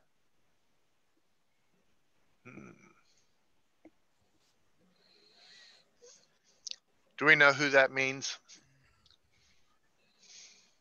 We're talking about numerous assassination attempts over 100 years. It's several different people. I just didn't know. Okay, cool. Do we have anything else we want to talk or ask her while we're here, guys, or do we want to kind of go back to the estate and start planning and brainstorming? I say let's go back to Cordesi. As we're making our exit, I would like to see if the vicar is in attendance and discreetly ask to speak with him for a moment. All right. If you guys say that you've concluded your business with the Duchess, she excuses herself with the captain of the guard. Gideon says, "I'd like to speak with you and impart a little bit more information." And at that, the vicar starts to leave, and Bort, if you call his attention, he'll come and speak with you. And give him the high sign. And he comes and approaches. He says, "Mr. Sizemore, is there something that you?" Yes. In our endeavors to safeguard the Duchess, some of my sort of other side of the tracks contacts have provided invaluable information. I know that you deal with local markets and are the Duchess's financier in the city in some regard. Hmm? I am the treasurer of Penteros. Yes. In matters of licenses to operate businesses within the city, this falls under your purview, does it not, Vicar? It does. Collecting taxes and business licenses, yes. There's a matter of a local tavern, perhaps changing management, perhaps changing ownership sometime in the near future, which I may have an interest in. And gentlemen such as ourselves have done business in the past, and I was wondering if this might be a matter of business that I could bend your ear about now.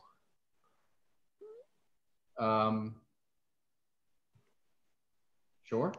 If is there some business that you're talking about specifically? Yes, an opportunity may be presenting itself. You're primarily interested in businesses paying their taxes and staying in the black with the Duchess and her account books, correct? That is the direct responsibility of the treasurer, yes. Mm-hmm. So as long as everything, as long as you're compensated as you are due, the owner and operator of a local tavern, let's say, doesn't really matter to you who's running that business, does it? Or you seem to be talking around something. I'll just put it to you straight. To assist the Duchess and the Roses Are Red in uncovering the plot on her life, I believe it would be advantageous for me to acquire the beef and the beer. Are you familiar with it? Yes. Well, the owner, the current... Mr. Sykes would be interested in selling, though. Well, this is why I'm coming to you. I don't believe that he would be interested in selling it, but I am very interested in acquiring it. I don't see how I could help you with that. All right. Well, should I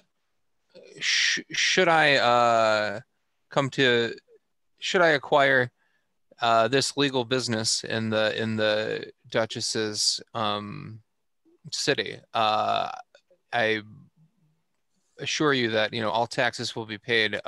Everything, there will be no shenanigans. Everything above board. Oh, I assure you, if you did acquire a legal business in the city, I would make sure that all taxes are paid and everything remains above board. Well, we're both businessmen, and I've, profited from our dealings in the past, and I'd like to just guarantee that in the future. I would hope so. All right.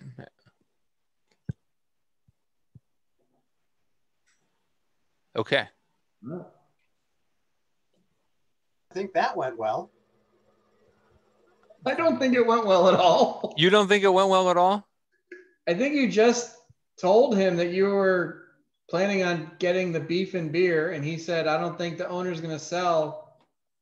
And then if you acquire the beef and beer because the owner dies.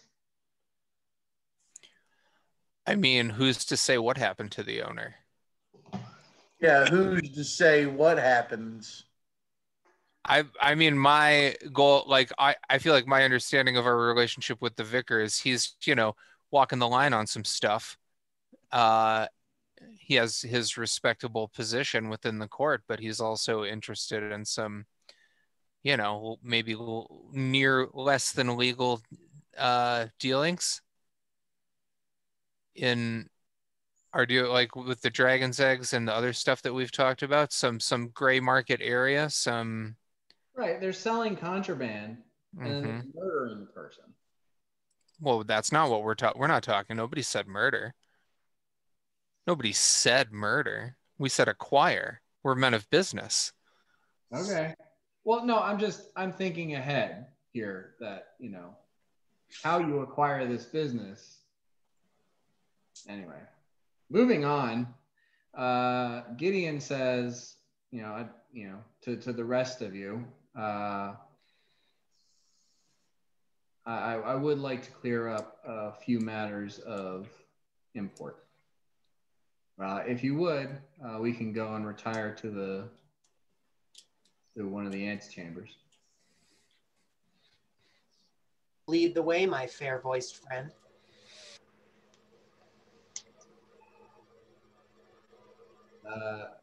Thank you very much. And he leads the way.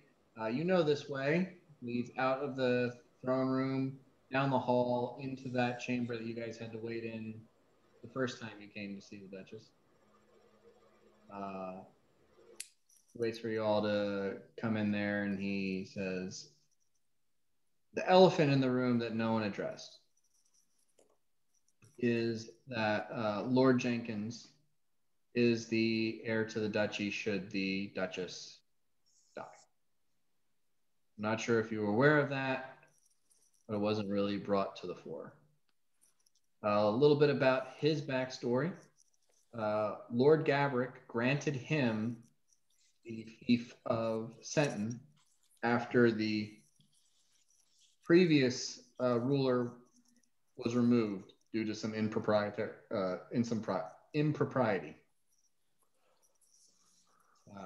So he's been granted a rather large and important role in the kingdom.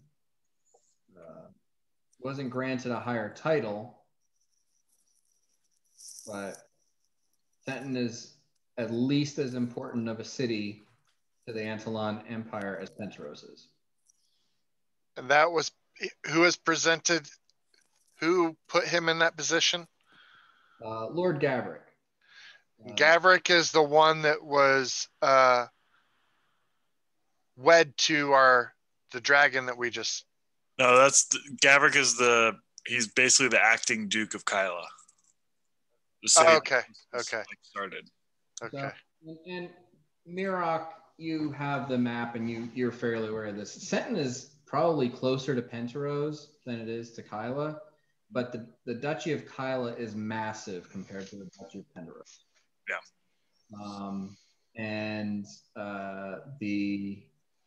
So Senton technically is under the Duchy of Kyla, and Gavrick acting in his mother's office, granted his cousin the title and the basically the fief of Senton beneath.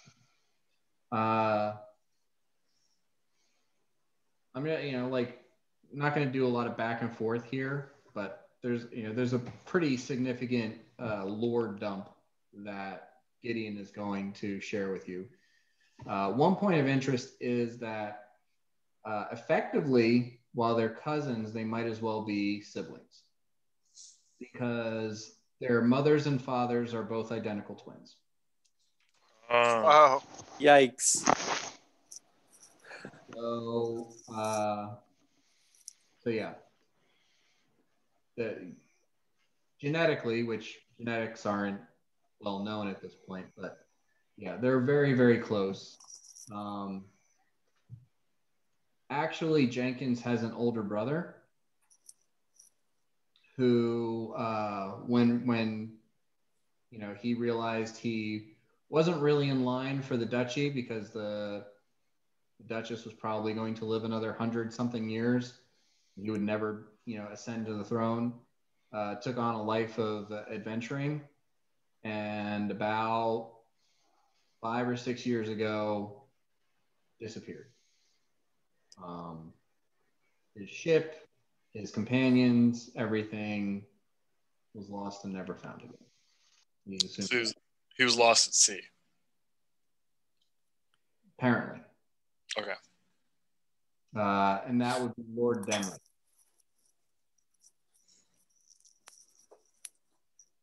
Would be Jenkins' older brother. Yeah. And you know that, and what's his name? Gideon shares with you that Denrod, Gavrick, and Jenkins were all very close, raised like siblings in childhood, and that the king is actually their second cousins, and also looks very favorably on them. There's a very tight relationship between the king, Lord Gavrick, and Lord Jenkins, which makes any sort of accusations against Jenkins very dangerous.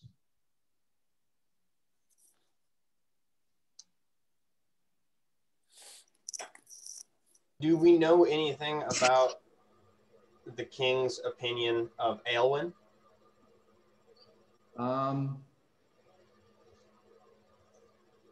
Generally speaking, most of the human court would prefer that a human is ruling Penteros.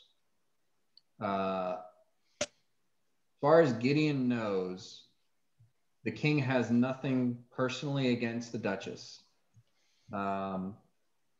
And if, based on his understanding of the situation, he would just hope the best for his, second cousin that he cares about, but not enough to start a huge diplomatic shitstorm, because if he did just remove the Duchess from office, it would breach a treaty with Solomon that has been a major part of the peace agreement for about 150 years. So when the Duchess was wedded to the Duke Denrod about 150 years ago, it was part of a peace agreement between the Antlion Empire and Solomon.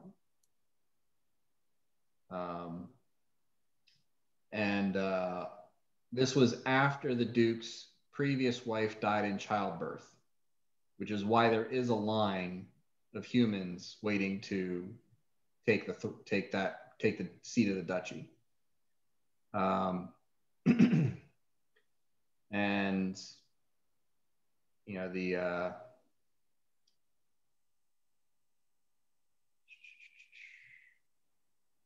Lord Jenkins' mother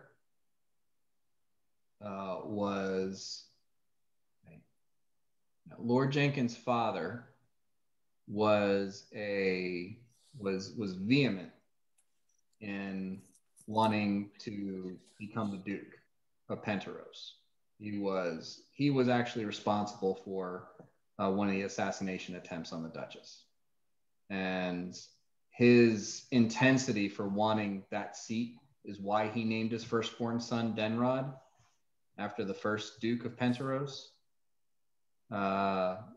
But he eventually met an untimely end in his pursuit of removing the Duchess, basically getting entangled with some probably with the Thailand Guild. It was just with somebody bad, and they killed him for not paying after a failed attempt to assassinate the Duchess.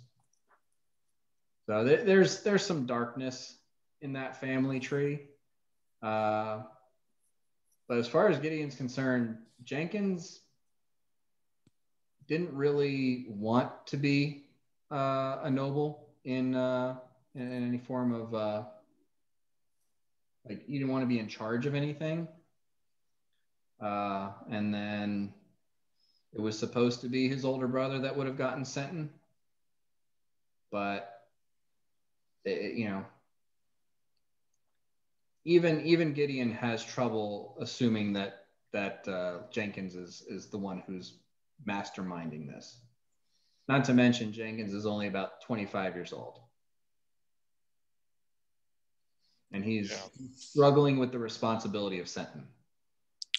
He sounds like somebody that would be a great little puppet if you put him in a really high place.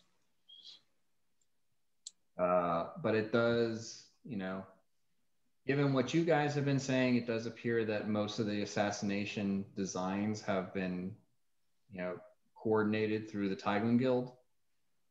They were responsible for going after Gillignip Halbalaner and, his gnome Warren information.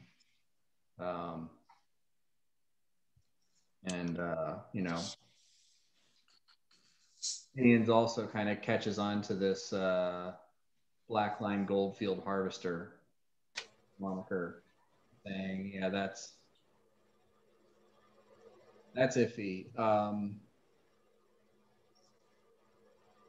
There is an individual who you might be interested in looking into,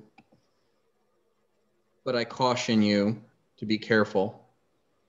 It's a man that goes by Zarin the Yellow. He is the guild leader of the Tiglan Guild.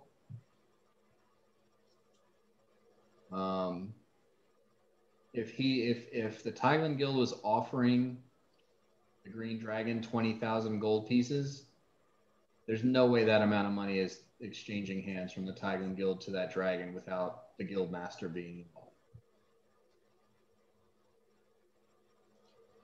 And what's his name again? I'm sorry.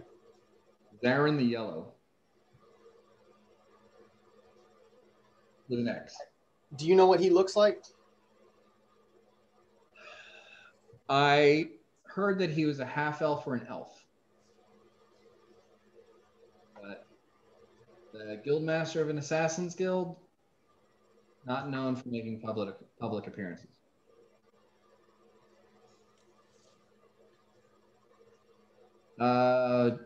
Lord, make a knowledge level check.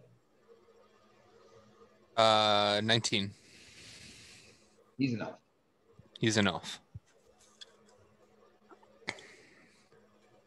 You haven't seen him close up, but there have been times where the Thailand Guild went out to recruit, and he does seem to want to take a hands-on approach to that. It's more like you were in the bar at the same time, and there were like 3 people trying to join the Thailand Guild, and he killed the 2 that didn't make it. Gotcha. You got an impression that there was some pageantry to that it was a little bit of a show off of like him putting out there how serious he is and how dangerous he is, just to drive home, Yeah. the intensity of being a member of the Tiger Guild. But yeah, you didn't get to see his face. He was wearing like a mask, a yellow sort of mustard colored mask over his face. but he was definitely an elf.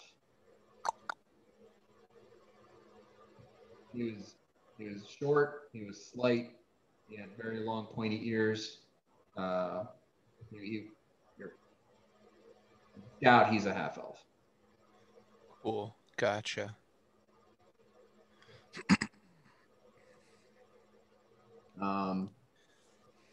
So Gideon, that is most of what I know about this situation.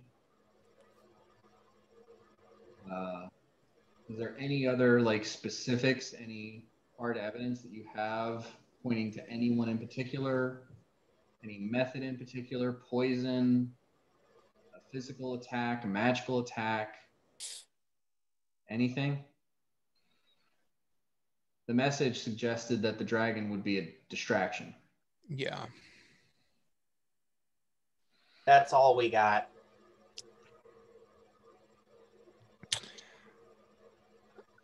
Well, I have sworn to protect the Duchess. The vicar and Captain Tallow will both be in attendance, and they have sworn to protect the Duchess.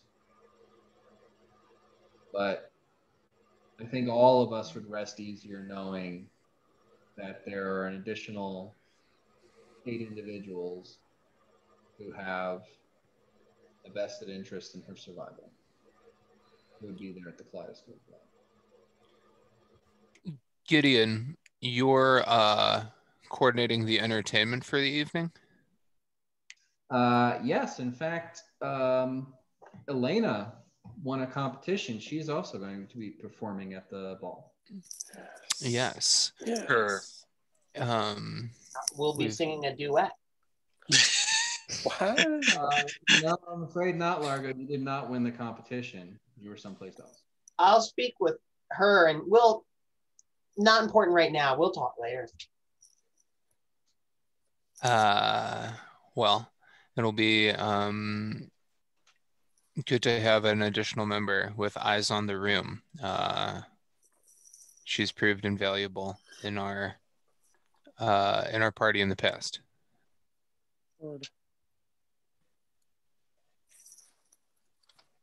Well, if you have any other questions, if there's anything else that I can share with you that we can go over, you know how to contact me. Uhtred, feel free to send me another one of those ridiculous letters. I will. And we're going to try to approach this with as much caution and tact as we can from our side. And we'll inform you if we come across anything in particular. And with that, he gives you a very deep bow and big, toothy, silver cap tooth smile and exits the antechamber. Heads off to wherever he heads off to. Get back to our house, man. Yeah, okay. I got theories. Let's So hear 'em. let's go have a talk over the dining room table at the Cordessi estate. Genrod ain't dead. Genrod is the black line orange field harvester. He's either, a human disguised as an elf parading as Zarin the Yellow, or he's high up in the Tidewind Guild in some way. And he's going to miraculously appear to take the seat of Penteros. Ooh, That's what I that's a theory. It's a fun one. So, yeah, I mean, I think it's likely either he's still alive or, he just is dead, and Gavrik is just steering his little brother into this position as a way to honor him, but also like as a way to like control him. Like, if you're in charge of Penrose, I basically run this whole fucking island,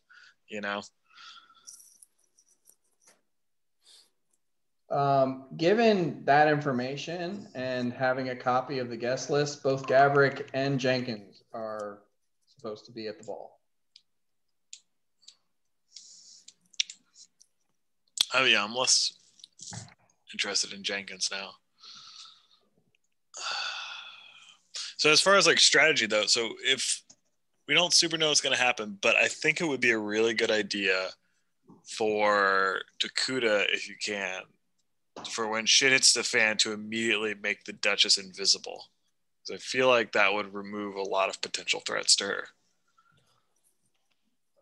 Yeah, I was thinking that, or if she had some kind of teleport trigger spell that she could use on some kind of item.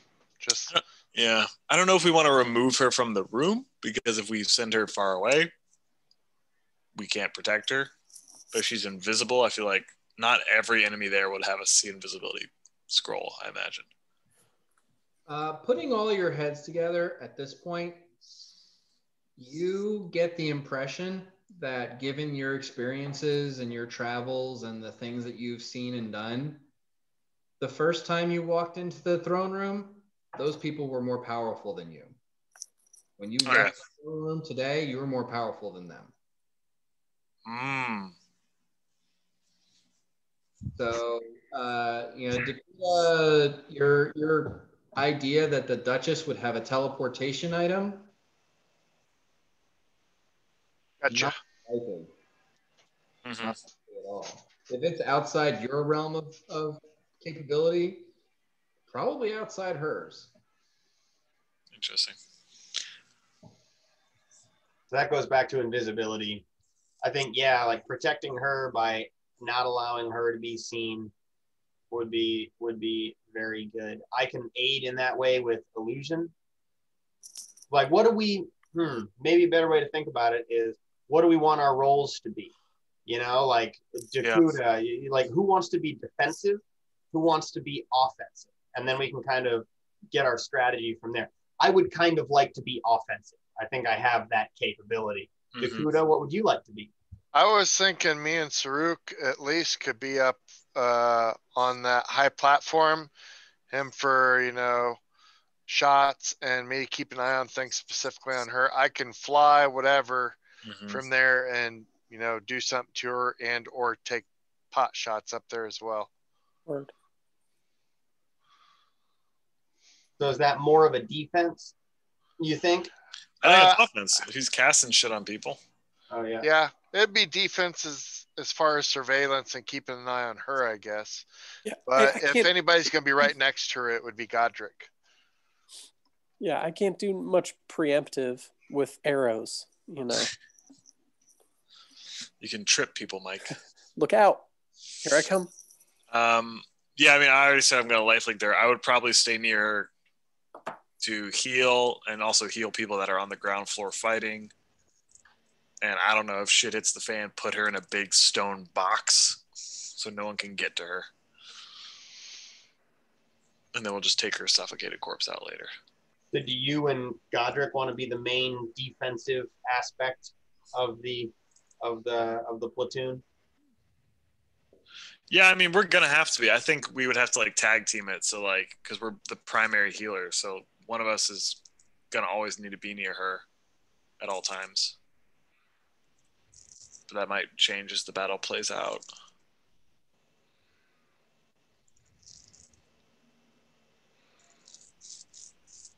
Okay. Yeah, I think we should get her an invisibility scroll. She can read that then. So the ball, how many points of entry are at this place? Look at the map. Is there an idea? Attention to the kaleidoscope ball. Oh, there we go. Okay, that wasn't on my screen. I just activated it. Okay. Okay. So according to the information you received from Gideon, kaleidoscope ball, figure that the white dots just represent a large number of guests. Each one of those dots probably represents 2 or 3.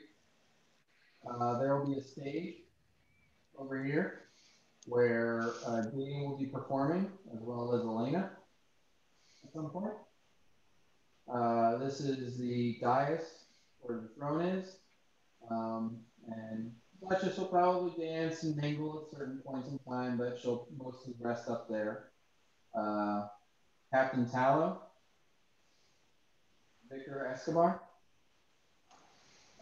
There is a door over here and a door over here where servants will come in and out with refreshments and so on and so forth. The doors in the upper level, here and here. You see that there are guards posted at each one of those, as well as the main door here, with 2 guards posted on either side. So there's 5 points of entry or exit. And there will be 6 guards posted inside, not counting you guys and the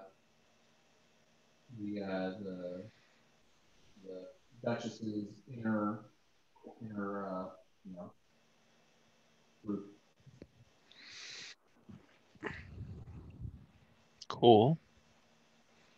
But you also have to take into consideration with such a crowded space, certain methods of, what do you call it? Interacting with an offensive force could be extremely dangerous. And there's going to be some high-ranking nobles in this space. Collateral damage is basically not allowed whatsoever. No pits. And on that, I might wait. Are we going to check this out ahead of time? Probably not. I mean, just scoping out this area we're going to protect. I mean, you just did. You were in that room. Well, I was just going to say to Mirak, who I know who likes to stone shape, and knowing that this is a noble crowd. Besides our entries, I didn't know if you might notice spots in the walls where you could open things for people to escape. Just something you might want to note ahead of time. Yeah, that's a good thought. I'm assuming those walls they look like they're about a half tile thick, Dan. Yeah. Okay. I feel like a stone shape could open up a hole. You said a hole. Yeah, okay. I'll keep that in mind. Like one door-sized space of egress. Yeah. Once shit hits the fan, is chaos to our benefit at all?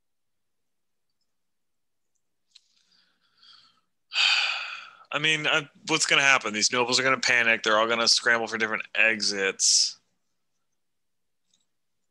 Should there appear 6, Dragon. 7 horses? You know, like once shit hits the fan, is it beneficial to us to plan to make things totally crazy, bonkers, what the hell is going on, and then spirit the Duchess away, and then bam, I take some spells that I've cast and I dispel them, and then it's just us and the bad guys. I think the chaos might help the bad guy escape. Okay. Bad guys. I'm really feeling like if it's a tiling build, I'm assuming they're not going to kick in the door maybe as much as they're going to probably already be in the room for a minute or two before we notice them. You know? Yeah. So a deep coordination rather than our usual complete chaos and counting on Uhtred to be able to kill everything. Yeah, because I mean, I'm thinking about like the Dustbringer Ball, where it took them like 5 rounds to shepherd all those people out of there, which freed up the battlefield, but that was to our benefit as the bad guys. One other thing that you guys have noted is that on the guest list for the Marquis and the 2 Earls, they are each allowed a bodyguard, and there's nothing specified about those bodyguards. Names, anything. That's entirely up to the Earls and the Marquis. Who probably don't like being ruled by an elf. And they're not going to want to talk to us about their plans. Maybe we can work with the security already there. And since we are tough, superstars in the room. We can say if something goes down, maybe the guards can do their best to protect and usher the crowds as best as possible, and we will try and take care of whoever the main infiltrators are. That way, we don't have to use our moves for the yes, and that would also pit the guards and stuff in there with a good task. Okay. I like that. So then they don't get in our way and they try to get everyone else out of the way. Yep. I feel like the idea of us generating roles for ourselves. So I already said I'd like to be offensive. I was just kind of thinking with the whole like not wanting to create chaos thing. Maybe I'll be offensive crowd control and be doing conjuration and enchantment to try to just control the enemy. So I'm not going to be a damage guy. I'll be offensive crowd control. And then that way, if we know our roles, if something out of the ordinary happens, we know who to expect to handle it. Right? So something crazy happens and all of a sudden we got an enemy loose in a place we didn't expect it.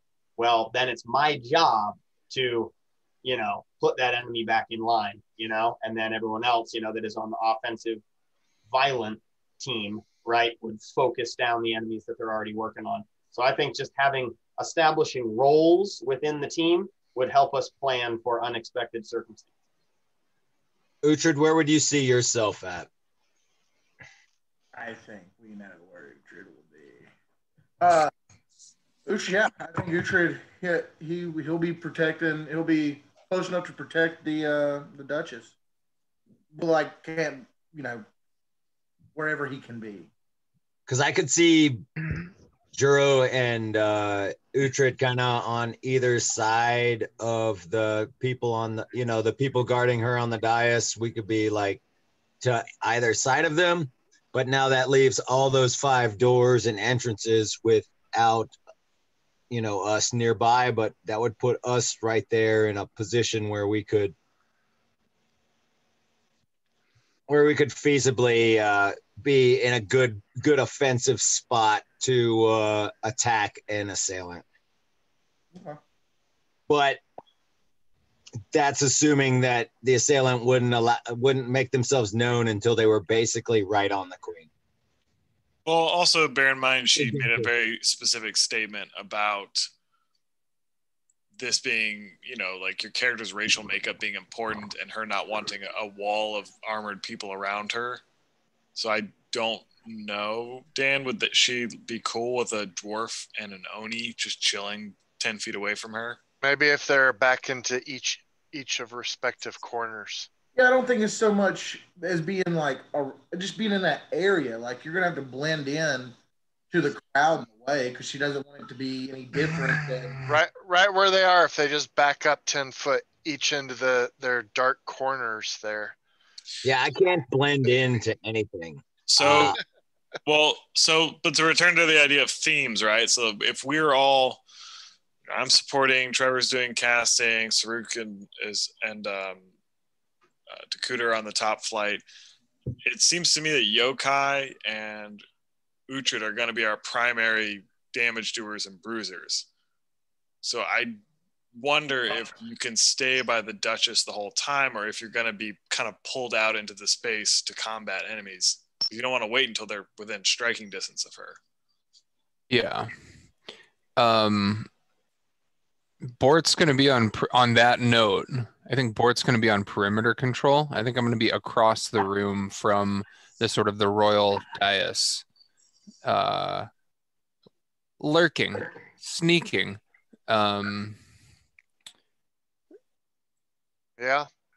Yeah, with a good looks good. Hopefully with a clear line to if the attack emerges in the center of the room towards the Duchess, their back will be to Bort. That's a great position for me. I mean, I've been putting people down as you guys have been discussing. So I've got Dakuta over here. I've got Saruk over here. Got Uhtred back there. Yokai. Godric right there, which should probably be like right on that there. And then Bort is over here. I have a Largo and a Mirok that I haven't placed anywhere. I'll be near the stage because once shit hits the fan, I'm going invisible anyway. Yeah, that's perfect. And also, you're gonna like, probably at some point go up there and grab the mic for a duet when you get jealous about Elena singing with Gideon. If I get enough ale in me. Yeah, I was gonna say too. Like, I mean, Uhtred doesn't have a lot of charisma. We know that, but he has a story to tell now, so he might be, trying to get people to hear some things that he's done and get just with people if he can. Where am I placing Mirok? 6, 7,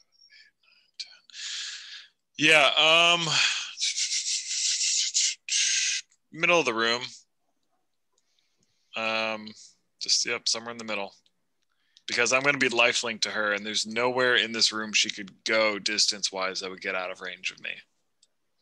Uhtred, do you want to switch places with me? I don't think it really matters, does it? Well, you were talking about being by the stage. Oh. No, I don't need to be by the stage. I was just saying, just talking to people around me, I guess. And then I'm assuming Godric's going to be... He's not on the dais, but he's like right there. He's on the steps. Okay, cool. All right. So I'm gonna operate like he's her primary healer. I'm life linked in case, shit gets really crazy. But I can heal and run around to a lot of different places. And by what she was saying, doesn't sound like I can be equipped with my Teko Kagai. I would have to equip it. Yeah, you'd all have to draw your weapons, or you can't just walk around with your weapons out. And is equipping a Teko Kagai just like drawing a weapon? I picture it more as like it's fastened to my arm.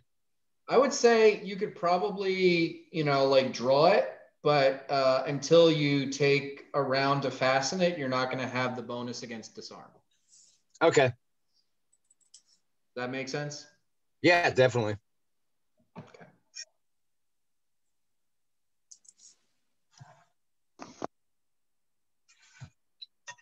All right. Is there any efforts that you guys want to make in the intervening weeks? Yeah, I mean, I would like to know. We could do all this shit and someone poisons her. I would like to kind of have a better idea of how they're gonna try. If we could figure that out.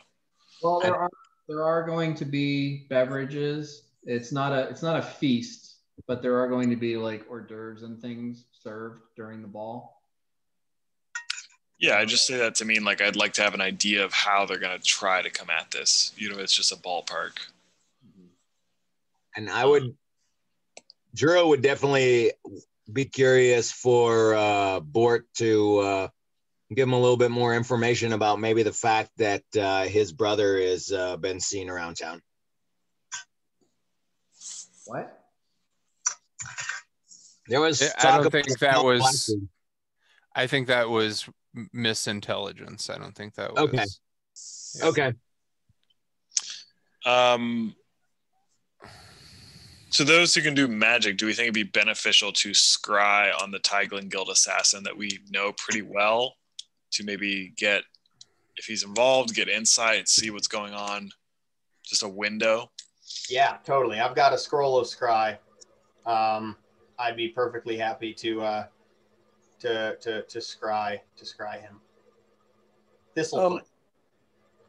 I'd also like to maybe hit up the old lady, see if she has any insight on those particular characters, if they're running with anybody. Speaking of Gavric and Jenkins, if they're running with anybody in particular, she could pinpoint what they look like or who to look for. And you also wanted to try to get her on the guard, right? Yeah, that seemed maybe a little offensive at the time, being as I'm a half orc and dumb. and everybody else, you know. I'll No, give but up. we were going to talk to the captain. So you're talking about going to Samara? Yeah, in particular, maybe with like some of the information that we've got about. Okay. She has never met or seen Lord Gabrick, but she says she once saw Lord Jenkins. But that was actually when she was a kid. Okay. Because Lord Jenkins grew up in Penteros. That makes sense. And yeah, when like she just remembers seeing him and his brother and his mother and his father like walking through the streets, and it being pointed out that they were important people. This was when she was like maybe 12, 13 years old. This was a while back.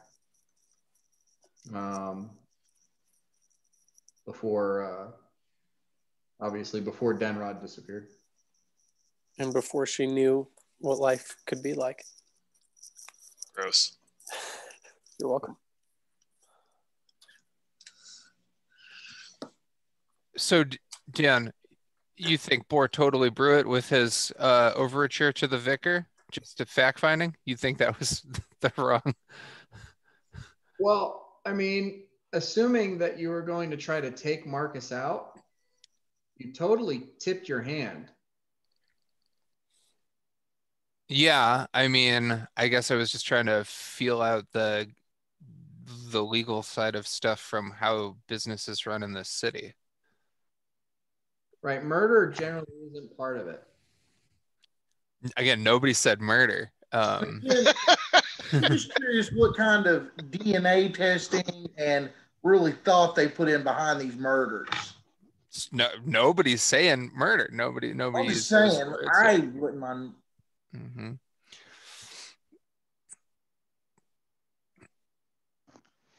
All right, Scott, you need to make a use magic device roll for that.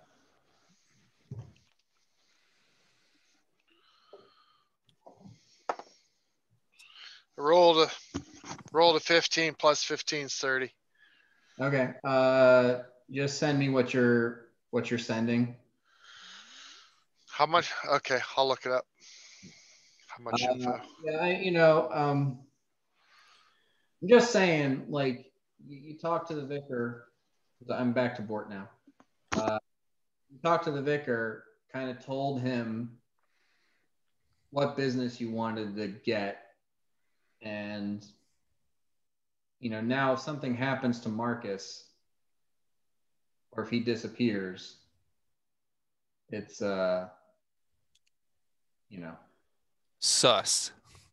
Yeah. Well, okay. Not saying it's not, possible. I'm just saying, you tipped your hand. Mm-hmm. Okay. Maybe we can convince Marcus to sell, if you know what I mean. Convince. I don't say that as Largo. I'm just Malthier the Cruel. Mm-hmm. Yeah, I think there's going to be ways to persuade. Maybe not with me in front, because I punched him in his face.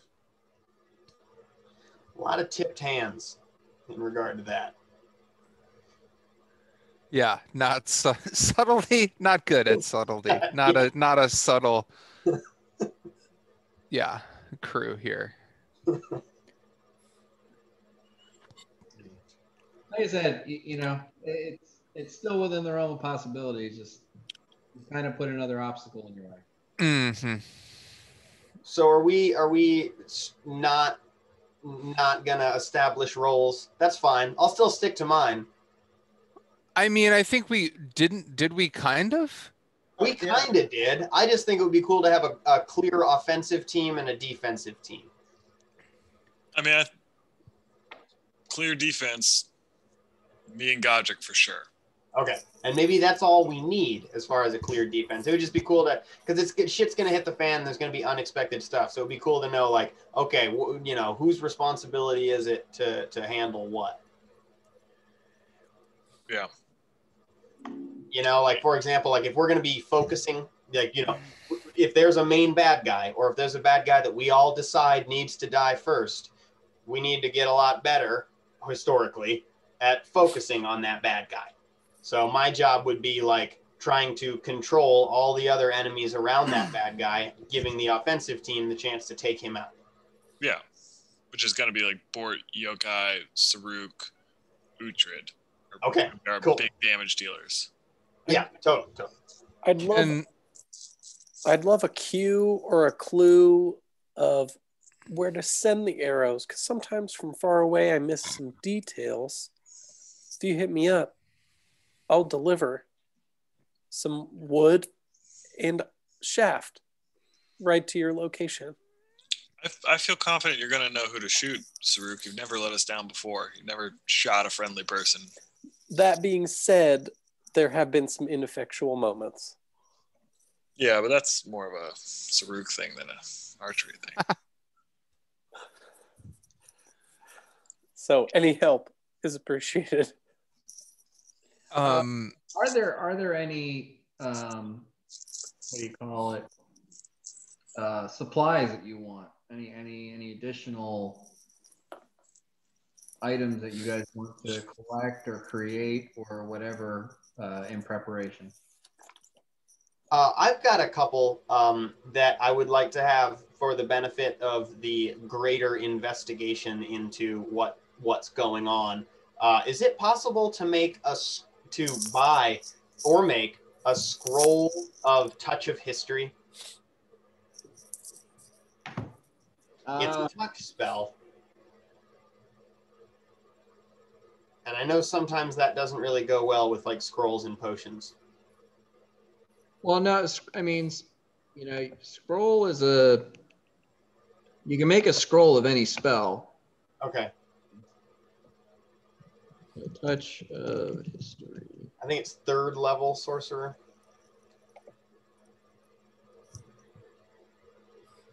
Yeah.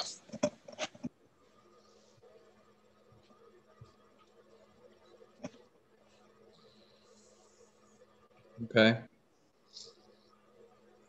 So it's like a low end legend lore kind of a thing. Totally. I couldn't afford, nor could I probably use a scroll of that. So, I mean, you can go looking to see if you could get one somewhere. that's what I want to do. As far as my personal stuff, I've got scrolls of Panic Button up the wazoo, scrolls and potions of oh shit up the wazoo. So I don't need anything in particular. So that's what I'll do. Does Trevor remember where he would go to try to get a doll? I would try to go to the Magisterium, the place with the I forget the name of it. The Mysterium is in Solomon. Oh, the Mysterium is in Solomon. What was the place where Uhtred mouthed off and he got turned into a little guy? Yeah, that's the place that I was thinking of. That was Martin's Potions. Martin's Potions probably wouldn't have scrolls. I'll go check in with Martin and I'll ask him if he knows a place that would have a good scroll. Largo remembers that there is a place in Penrose called Tellura's Terrific Trinket. Yeah, totally. The one with the big sign. I will head there. I was just curious if any of the players remembered. I probably, yeah, I no. Okay. Let's see.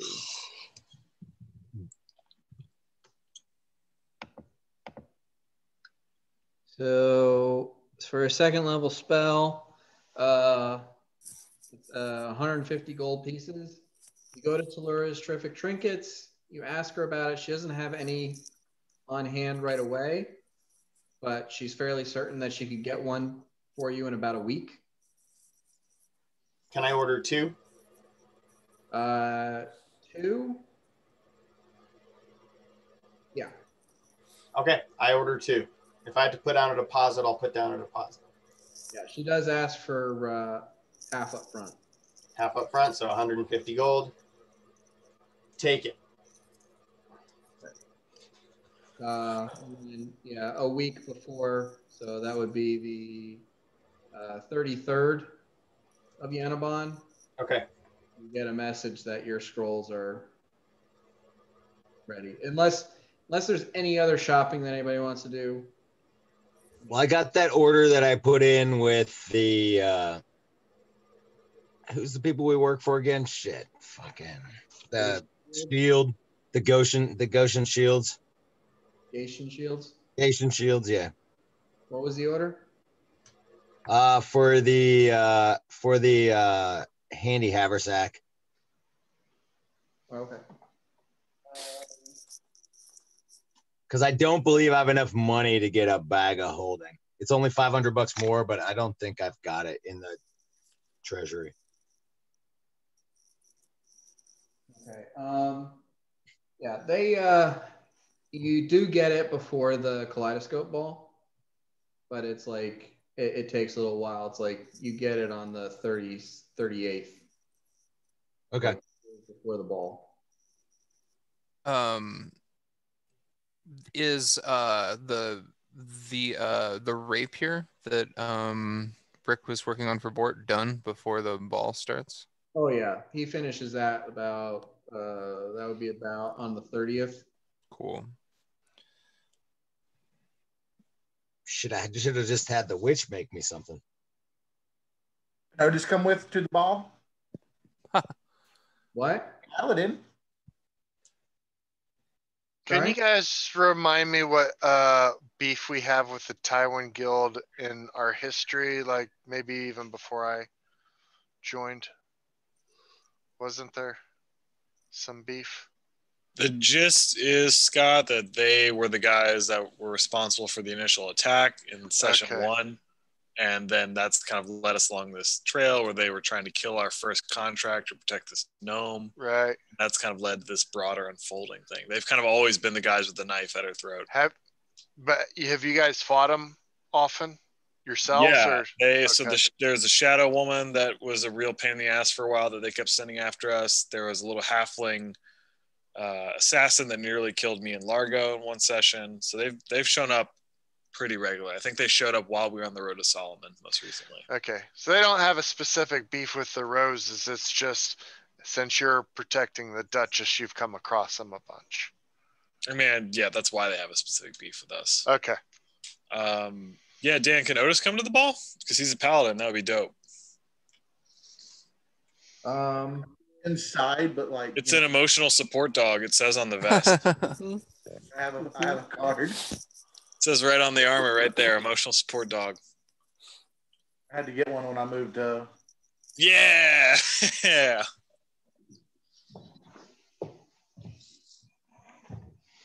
I'm pretty interested in picking up some non-treant harmless arrows. In particular, checking out what Brick has to say about some rusting spells. That sweet witch. Refer to him as our blood witch. Excuse me. Brick, that sweet blood witch. So we're expecting possibly, we really don't know what to expect is going to happen, but we think Taiwan Guild might be attacking and they wanted a dragon as a distraction. Taiwan Guild definitely will be attacking. Right. But so they don't have the dragon as a distraction. So one, there could be one big distraction besides them themselves if they get somebody else.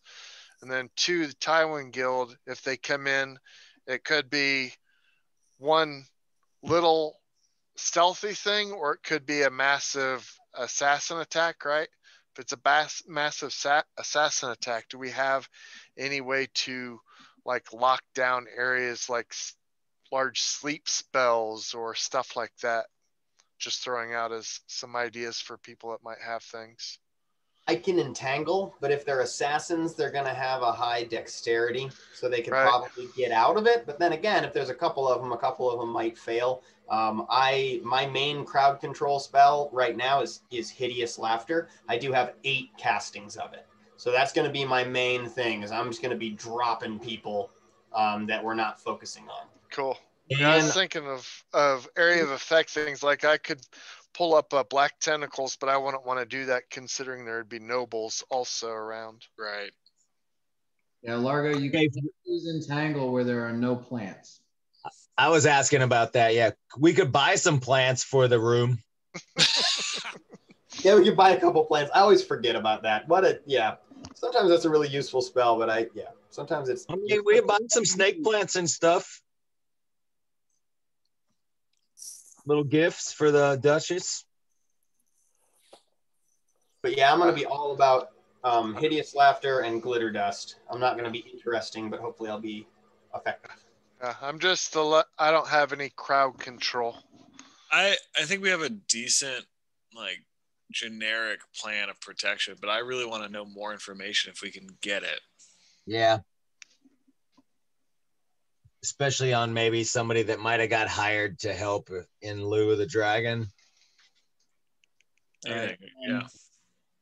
So to answer Saruk's question,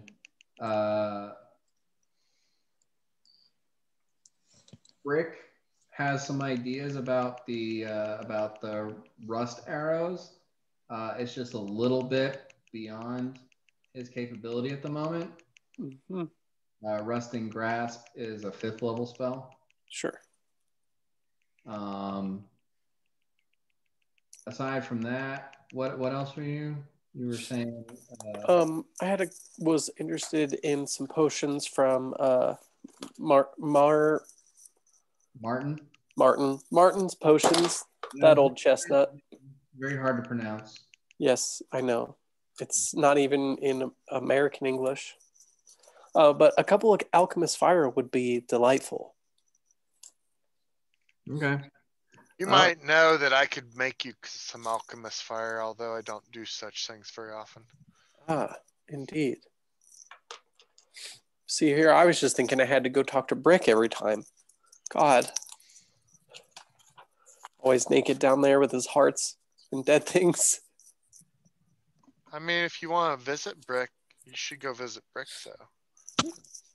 He loves the company. I was going to say, it's probably good for him. Mm-hmm. Mm-hmm. Yeah, so regardless, Takuda, you into making some Alchemist Fire? You know, if you'd be interested in seeing your enemies on fire from far away, I can help you with that. Awesome. Yeah, I could tell you like the ingredients I need, and then either one of us could get them, and I could mix them up, I'm sure. Like this week? Yeah. Sweet. I was. How about? I'm also interested in, and this is kind of like a. Tell me if I can possibly do this. Came over a barbed arrow with a silk rope that could enact grappling from a distance. That wouldn't be something I could do. Sure. Maybe it would just be honestly the armor. Me with alchemy, most of mine is in medicinal, but I know a lot of the basic things like the Alchemist Fire and Tanglefoot stuff, but I don't know much more. I probably won't be shooting healing arrows. That doesn't really work for me. Nope. But if I could maybe visit, I think Ristfeld's forge, see if I could work on maybe a rope and or the barbed arrow tips. Okay. Rope? A silk rope. Maybe not from. That wouldn't be from the forge, but. Yeah. Erica's Emporium. I heard that's a good place. It's a good place. How many barbed arrow tips do you want?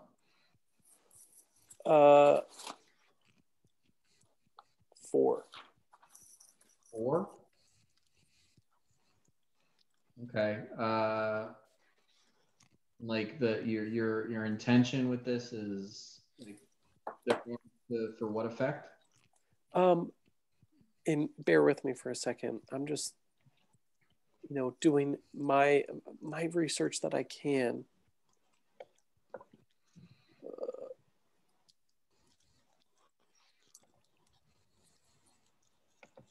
It was a barbed arrow that, in conjunction with a rope, so tied to that arrow, could grapple an enemy.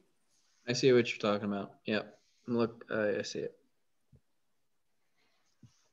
Da, da, da, da, da.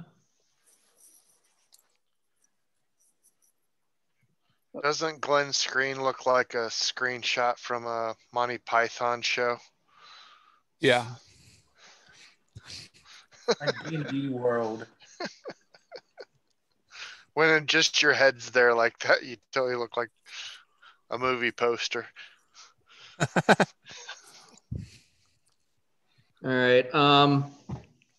Yeah, he can make you the barbed arrowheads for 5 silver apiece.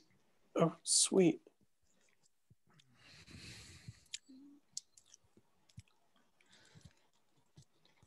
Hell yeah. I'll take those.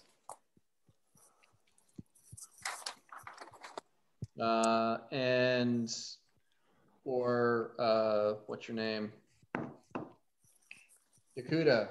Yeah. This fire would cost 10 gold pieces worth of components per flask. Uh-huh. It's a DC 20 on the Okay. check. How many did you want? Or do I do it once for the batch? You'd have to do 1 per brewing. Okay. First one, totally made. I've got a 14 starting. I rolled a 16, so that one's good. I just need a 6. And next one's a 19, so they're both good. So that's, yeah. Forgive me if we've discussed this previously. Did we ostensibly acquire value from the raid of that dragon's horde? Yeah. Individually? Speak plain. How much do money I do we get? get? How much money do we What get? does money look like? We haven't divvied it up yet. Okay, great. I can send you the number though. That would be delightful. I will be getting Juro's half. Actually, I already spent mine on that haversack. Son of a bitch. So the majority of the value in that dragon's horde is heavily in the silk and the mithril. Yeah. The coin was a very small amount of the wealth. Are we going to say that we turned all that in and divvied it up or not yet? Let's just not do that. Let's not do that right now. Yeah. I don't want to. I'm good. I'm good. I just was wondering if we had talked about it before. Everything's fine. We talked about it before you got on the mic. Yeah. I figured. I'll send you the list. Okay. I can do it won't work for like a first attack or if I'm unaware, but if I can get next to the Duchess, I can do Archon style with Archon diversion and grant her a +2 AC and then divert 1 attack that's going to her to me. That's pretty dope. It's good. It takes away all my like nice pluses to damage and shit like that, but it would be nice to be able to like divert attacks.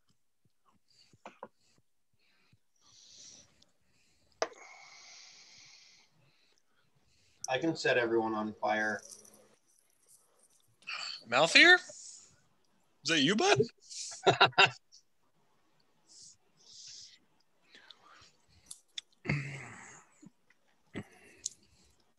So Nick is telling me that he's got technical issues and he's probably not going to be able to join us. Technical issues. Have we all decided he's hanging out with his girlfriend tonight or what? He said he's hanging out with his dad. And I sent him a text to ask if he was going to be joining us at some point. And he said that he connects to his router, but he's got no internet. Interesting. Well, Trevor, you still want to scry on that guy? Or no? so we shouldn't wait for him. I didn't figure we were. Well, Yes, I I can scry. if he was going to join us. Yeah. But Yeah. at this point, so Largo wanted to scry. Dakuta, are you going to do that sending? Yeah. Oh, yeah. Oh, gee. Let me give you the thing. 20. I'll send you something. All right, I can scry. So I'll need to use magic device because I don't have a dispel well. Well, it's a sorcerer spell that is level 3, so you don't need to use magic. So I cast. It's on your spell list. Gotcha. So I cast scry while thinking of Thistlefoot ramming his daggers into my chest. Okay. What day are you doing this? What time? I am doing this on the 36th, and I am doing this at 2:34 p.m. Okay.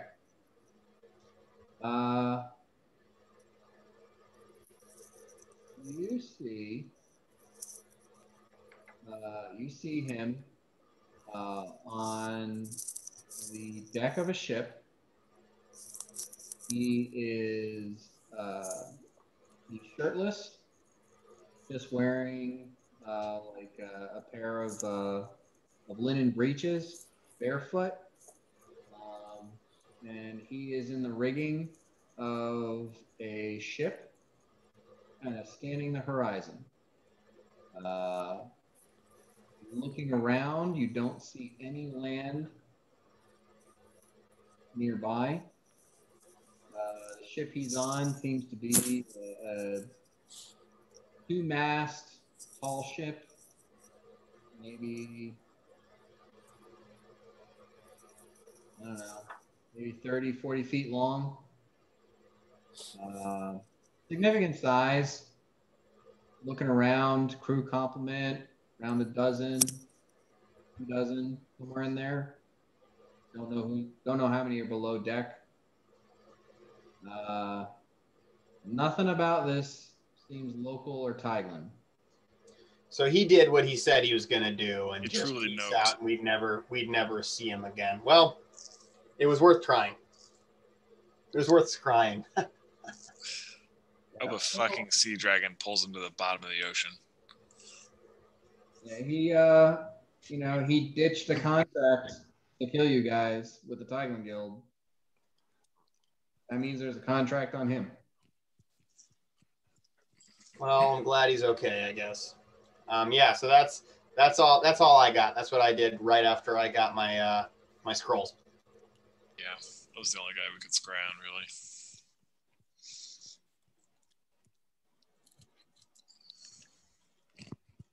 What can you do with those scrolls you got?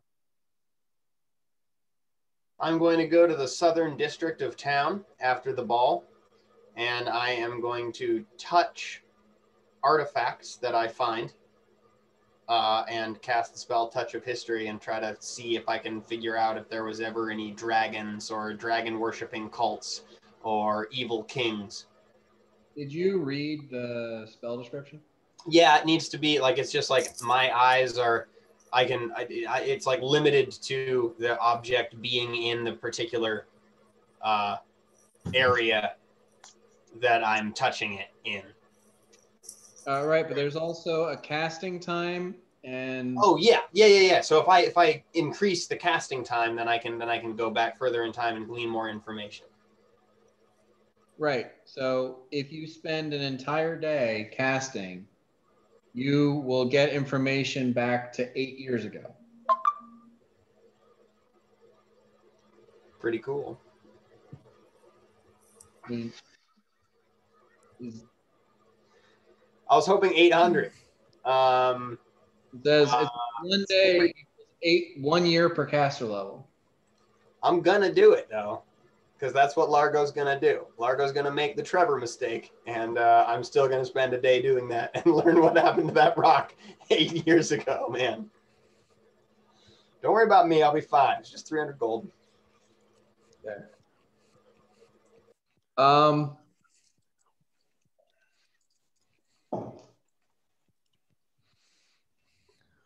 Yeah, so it's surprising how many people have pissed on this rock.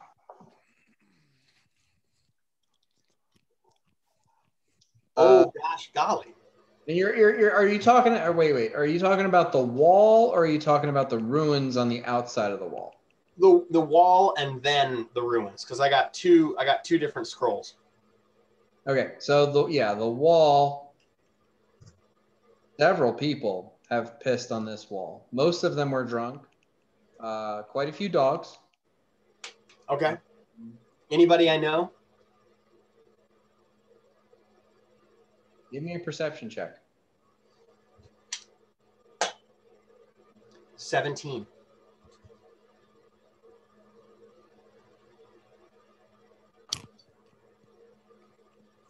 You're pretty sure you recognize one of the guards. Okay. All right. But other than that, there's not a lot of direct interaction that happens to a block of granite in a wall, 1.5 off the ground. So, no dragons? No. Okay. Well, it was worth a shot. Okay. Give me. You go to you cast it on some of the ruins outside. Give me a spellcraft check.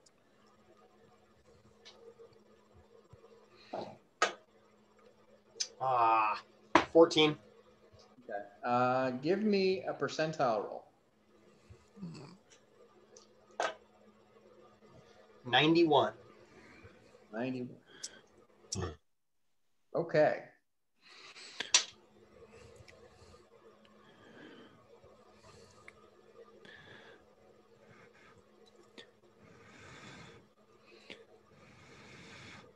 So, all right. This it doesn't pertain to what's going to happen here soon. Okay. And I would rather do this. Maybe we can take like 5-10 minutes when I see you at work sometime. Totally. But there is residual magic out there. You tapped into it. The stone rolled a natural 1 on its save against the spell, and you rolled higher than 90 on the percentile. So there's some fucking information you're getting, and it's going to be interesting, but it has no bearing on anything that's happening right now.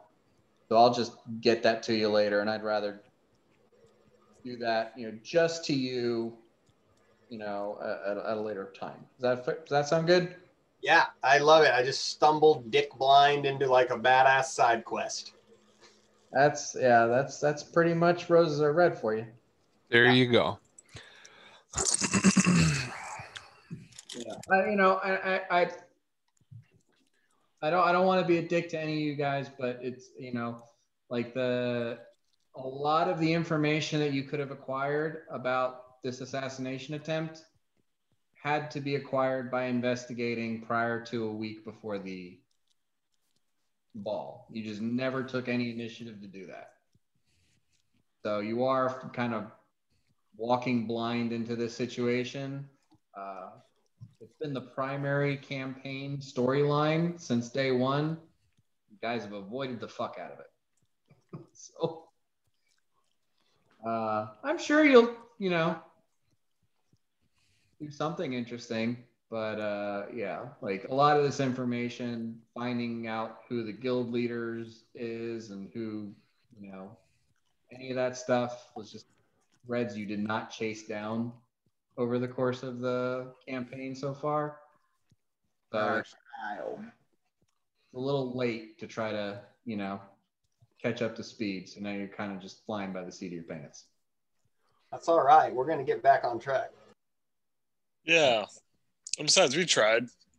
There's this fucking Zim was like, come do this thing. And we're like, no, we got to check out this Duchess. And then Zim was like, no, really, come do this thing. We're like, okay.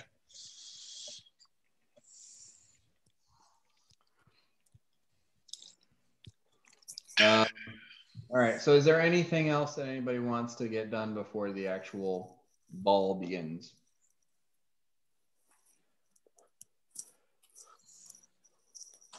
No? Do we have any potions of healing? Potions of healing? I don't have any money, so I was just asking if as a group we had any. I've got 2, but they're mine. They're just light Right. healing. And Bort has a scroll of invisibility, and were there 2 of those? Yes. Okay, who has the other one? I don't know. Okay. Who has the other one? Didn't take it. I got the dexterity potion. Well, in that case, I'm going to take the scroll of invisibility to use on the Duchess. I can't use it, so I'm going to ask her if she can. Oh boy. You can't use a scroll, Mirak? I can't. No. Well, I might be able to, actually. Do you have used magic device? So I'm checking. I thought you did. No, I don't. Oh. Yep. I can read magic, but I can't use magic devices. Well, you need use magic device to like fake that you're an arcane caster. Yeah. You can read it and you're like, oh yeah, I know what this does. I don't know how to do it though. Yeah. I'll have it on my person. I do want to make sure that I can acquire a length of rope, 50 at least, 50 feet. Okay. Yeah, you can get it from Erica. Whatever the value for 50 feet of silk rope is on the website or the Irish guide or whatever. Yeah. I think it's expensive for silk rope. Yeah. They're not cheap. Yeah, let's check it out. Bort has one. Bort, how much is your rope? A lot of money. Oh.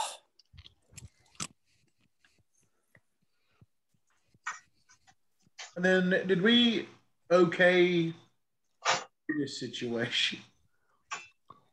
Okay, what situation? Otis, just if could Otis be with us? Yeah, he's right. If you look at the map, he's right on your side. It's 10 gold pieces. Oh. Yeah.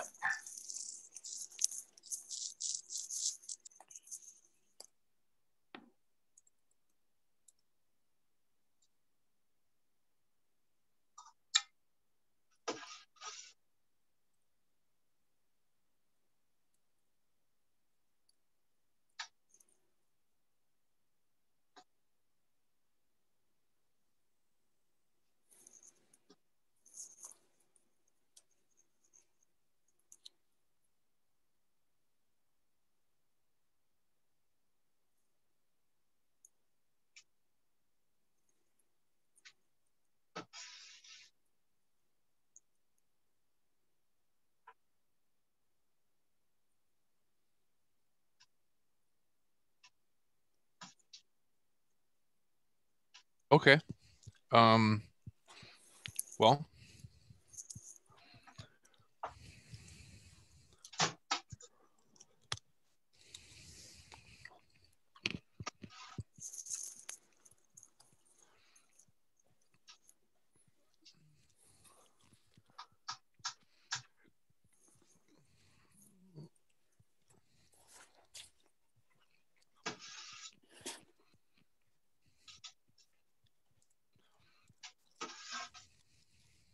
I think we have just enough information to not be totally lost.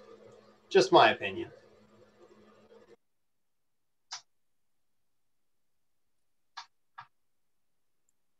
I'm going to rely on mine and Board's great perception checks to spot anything fishy out of our eyes. I'm just gonna shoot at bad guys. Try to get high score.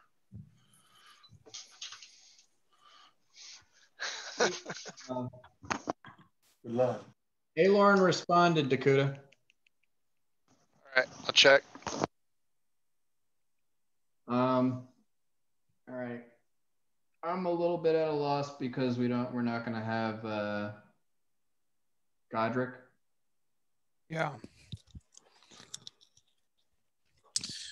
Well, It's kind of a big thing. yeah. I mean, it's 11 o'clock. I'm fine to wrap a little bit early and maybe like chat or shoot the shit or whatever. If we want to wait for this next big threshold to have the full party. Well, I'm also a little concerned because out of the last 4 games, he's been available for 1. Yeah. Yeah, I do hear that.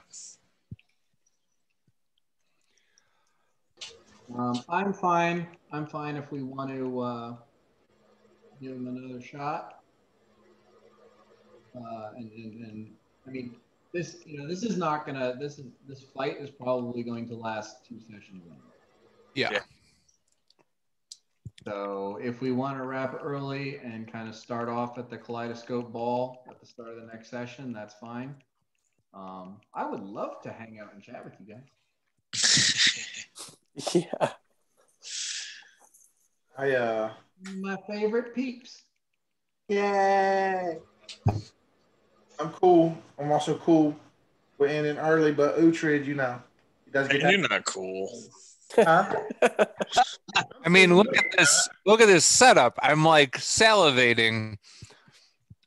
Yeah, it's gonna With that being no. said, though, I might have to bounce. I got a buddy in town from college that I was going to go hang out with at 12, so I might just go an hour early. Well, if we're losing Uhtred, we definitely can't continue. Well, I mean, losing Uhtred means you lose Otis, and then you just might as well. No, I'm saying I'm down. I'm good to stay. I was just saying if we're going to cut it early, then I'm going to go. I mean, is that where we're at with it? That we want to, call it early and give Nick a chance to join us next week? Give him a hard time. I mean, I think it would be nice. If it were me, I would like to be a part of kind of the first parts of the battle, because that's going to be the kind of the jockeying for, I mean, who am I kidding? Where roses are red. It's just going to be like all us trying to, like, I don't know, kill all of them at the same time like we always do and not focusing on anybody. But I would like to jockey for position altogether. If it were me, I would appreciate us waiting. But I do understand that he just bails all the time. If he bails, you think he's going to make it next week? Text him. Say, hey, we're getting ready for a big battle. Should we wait for you? You gonna make it this time? I already did. He said he's not gonna. He's not gonna make it tonight. No, next week. I'm gonna stop the recording right now.